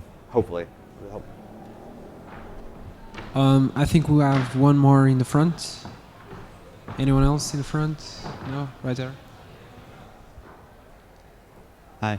Hey. So, a long time ago, I saw this guy that made his own study where he tried to act like a human being. Actually, he said like, "I'm sorry, I'm really tired. I had to drive my kid to work when in game." So, like when he was playing Dota, he made references to real life, to being a human being, and when that happened. His teammates, even if he actually screwed up or did something wrong, didn't like gang up on him. So they saw him more of as a human being instead of like bits and a character in a video game. Yep. So how do you think game designers can work around that to reduce toxicity? Yeah, so it's a really good question. It's I guess there's a term known as psychological distance, which essentially is how physically removed you feel from somebody. And so like right now, we're having a direct physical interaction, right? So I'm more likely to treat you, respectfully, right? In a game where there's, many levels of indirection and enmity, and like you might have a random username and I don't know who you are, that psychological distance increases. And so essentially I feel more comfortable, if I was a mean person, I would feel more comfortable, treating you abusively. So thinking about how you can, I guess reduce that notion of distance between players is pretty important, right? So, one example would be, if, I don't know how effective this would be, but it's more just like speculation, if before a game, and there's always like chat rooms before, two teams are getting ready to play against a match. If we forced a time limit, we said you have to talk for 3 minutes, right, before the match begins, like all of a sudden I have the opportunity to engage with you, for a period of time, and that makes me more likely to view you, remove the distance or decrease the distance between us. It may be a bad idea because people might not wait, but that's one example of, at least a framework we could use to think about how to reduce that distance and hopefully reduce toxicity. In game, it can be tough, to give opportunities for human interaction, but like the whole notion of, there's certain games where you can, click on somebody and say, hey, good job, and like a stamp will pop up that says, yeah, like, acknowledging things that people did. Explicitly, and giving them the ability and I guess the agency to do that is pretty important. When you don't have easy ways of conveying, I guess, a positive interaction where effort is required, that can make things trickier, right? So we as game designers need to think about ways we can design our games to make it really easy to like reward you for something you've done in game, right? Because it's really easy for us to get mad. Like I can just yell at you or type something mean or do whatever. But in terms of like the converse, like saying, oh yeah, like that was a really good team fight we just had, and I could type something and that's fine. But even reducing that cost, I think would be pretty important because there can be a tendency to default to a negative viewpoint, just because we have that bias as humans. And so as game designers, if we could think about ways to better foster like those really quick positive interactions, and think about ways to reduce the psychological distance, then I think we'd be doing a better job. So. Anyone else? Anyone else? Right here. I want to make a question about Dota 2 and the policy behind balance changes. So, will the player base respond better to nerfs or buffs? And what's the impact on a player when his main hero gets nerfed to the ground? Yeah, so we're constantly making changes to the game. Nerfs are when you decrease the power of something. Buffs are when you increase the power of something, whether item, a spell, a character, or whatever. So people are also somewhat resistant to change, and this can goes back to the notion of choice blindness I was talking about earlier, where kind of our reaction to things are we're not always great at explaining them. It might be more that somebody is reacting negatively to the fact that a change occurred, just because we like stability as humans, we prefer it. One more so in the actual content of the change, like whether it was a nerf or a buff. Obviously, if you like a hero and we make the hero weaker, right, like to you, that's a negative impact, right? But to the 95% of other people who play the game who don't use that hero very often, it might be a positive change. And so it's tough for people who have individualized experiences where like, I like Pudge and we made him worse. It's tough for people to look at the broader kind of, I guess, environment or impact of that choice and think, okay, like, well, the hero I like, we reduced their power, but for everybody else, it was a really positive change. And so like for us, we're trying to look at what's best for the player base at large, right? And that means that lots of individual players may have, I guess, a negative experience, but the overall utility for the player base has increased. And so that's the viewpoint of the perspective that we have. I guess the trick is trying to convince players that the net impact is a positive one, and sometimes it's just really difficult. I'd love to get better at it. I don't have a silver bullet answer for you. It's more just trying to make sure that everybody understands, like, it's not, the decision wasn't made as like a personal attack on somebody's use of a character, right? The decision was made because we think it's overall better for the game. And sometimes like that perspective can be lost or is not communicated well. And so maybe that's on us to say, hey, yeah, like, we noticed like, Pudge was winning 75% of his matches, so we needed to reduce his efficacy. But the people who were playing Pudge, loved that they were winning 75%, but the people who were playing against Pudge, hated it. So it could be a messaging issue on our part, trying to make people understand the broader context under which we're making decisions. But it also may be a necessary consequence of making changes to games is that we're going to piss off a certain percentage of the population no matter what we do. All right, anyone else? Right here. Hi. Okay. I have a quick question. When is Half-Life 3 coming out?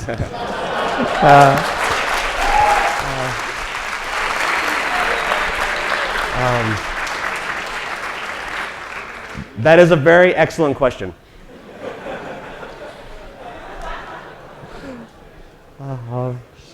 Anyone else? I wanted to ask you, so people asked previously, how do players deal with toxic players? Yep. Now I want to ask you, how do you, developer, deal with toxic players? Meaning like the example from Blizzard you gave, yep. Where by simply changing the way you present things, people suddenly stop complaining. How do you deal with that? Because technically speaking, you didn't do anything wrong. It's just like the way you presented things. So I guess the honest answer is that it tends to be problem specific. There are a variety of things we can do to try and reduce toxicity. There's a lot more we can do that we haven't done yet. Like the problem is obviously not solved, right? Like in any context, right? Lots of people are still being mean on the internet. So it always becomes problem dependent. Like the survey manipulation I also described, like that was one quick and cheap way to go about solving things. I think if we could, if you could figure out ways to reduce the anonymity online, like that would be useful. If you could figure out ways to increase the investment or the value that people have in their accounts, so if there's a higher risk of getting banned for being abusive, they're less likely to be abusive. If we could provide positive exemplars in the environment, like for Dota 2, we inherited the community, or a lot of it, from Dota 1, and Dota 1 had kind of a shared environment that was pretty abusive and toxic. And so trying to figure out ways to counteract kind of the experiential history of a particular, game or whatever activity you're doing is tough sometimes. But providing positive exemplars, having more examples, I guess, where actions or behaviors are tied to specific consequences, right? Where the feedback loop is closed. So like the example of someone being reported and then getting banned, right? That's an action and a consequence, and that's good. Having more things like that, I think, is pretty important, because right now, if you can be abusive and there is no consequence, then you will likely to continue to be abusive. We're not inducing any sort of behavior change. That's on the negative side of things. It would be great if we could come up with rewards, ways to kind of foster or encourage or incentivize positive behavior. Whether it's like giving you social status in the community or even an in-game item, or things of that nature. I think there's a lot of experimentation to be done there, but I mean, it's a really hard problem to solve, and so there are lots of factors that go into it, and lots of, I guess, we have lots of discussions about how to solve it, and I'd love to make more progress, but if I had a silver bullet, I would share it with you, because I would love for that problem to go away. We haven't gotten there yet. So we only have time for one last question for this gentleman in the first row, but Carlos, espera. Wait. Wait. This guy was first, sorry. But all further questions, I'm sure Mike will love to answer them in the showcase area. Yeah, happy to stay as long as people have questions. So yes, thank you. Okay, so we've been talking about Valve's games. I'll get you later. We've been talking about the games from Valve, but there's also a little side project from Valve we all know about, Steam. Yep. And we haven't talked about Steam, and I wanted to know how do you deal with similar situations on Steam, more particularly with developers who abuse the green light system. And I know you're creating a new system right now, but how are you going to use the new system to combat these kind of developers and make a better, a more healthy marketplace? Right. I mean, so we always want people to act honorably, right, and to do right by our customers, right? So whenever we have a system, people are going to try and game it, right? That's human nature, right? Like there are incentives, right, to encouraging people to get your game greenlit or to do whatever. And so like the challenge on our part, right, is designing, an effective, I guess, effective set of mechanisms where we can reduce negative behavior as best we can. So I can't talk, I guess, too much about the specifics of the new system, but we're always paying attention to what people are doing, right? Like toxic behavior in games, toxic behavior on Steam, right? Like as soon as we get data that there's a problem, we're going to try and solve it. And so like the approach is essentially one of iteration, where it's like, okay, people are doing this, right? Because of, it's enabled or fostered in this way. Okay, so how do we attack that problem? What data do we have to, it gives us better insight into the problem, and what can we do? And it's always an experiment. It's always like, okay, like let's try and, discourage, I guess, vote brigading on green light in this fashion and do that. And, one response to all the, some of the negative things that were happening on green light was, going to this more open system that we're going with, where anybody can do it, but the barrier is now not what, a bunch of people who are voting for your game decide. It's paying, a fee, and then it's letting people who actually play your game decide, because we're going to give people a bunch of information about the kinds of, how many people are playing the game, how often they're playing, and so forth. And the hope is that will lead to better decision making and help avoid some of the problems that we had with Greenlight. But really, like, it's just us, trying to make the best decisions we can for our customers, and then when problems arise, taking a stab at solving them. Like, we're definitely not going to be perfect, but it's always a constant cycle of, just iteration and experimentation on the problems that arise. And if there are psychological principles we could apply to the problems on Steam, we absolutely would and will. So, sure. All right, Mike, thank you for such an interesting presentation. Thank you for being part of Sinfo 24. Please, let's hear it. Thanks, guys.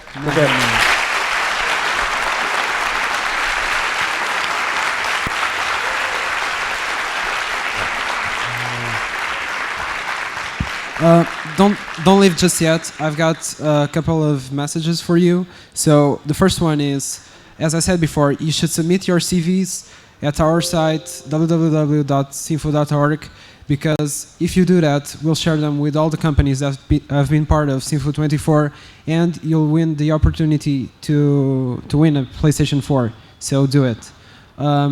Then tomorrow's going to be a little bit different. There will be 4 talking sessions, so you should be aware of some changes in the schedule. We will publish our new schedule on our social media, so you should check it. All right, thank you, and see you tomorrow.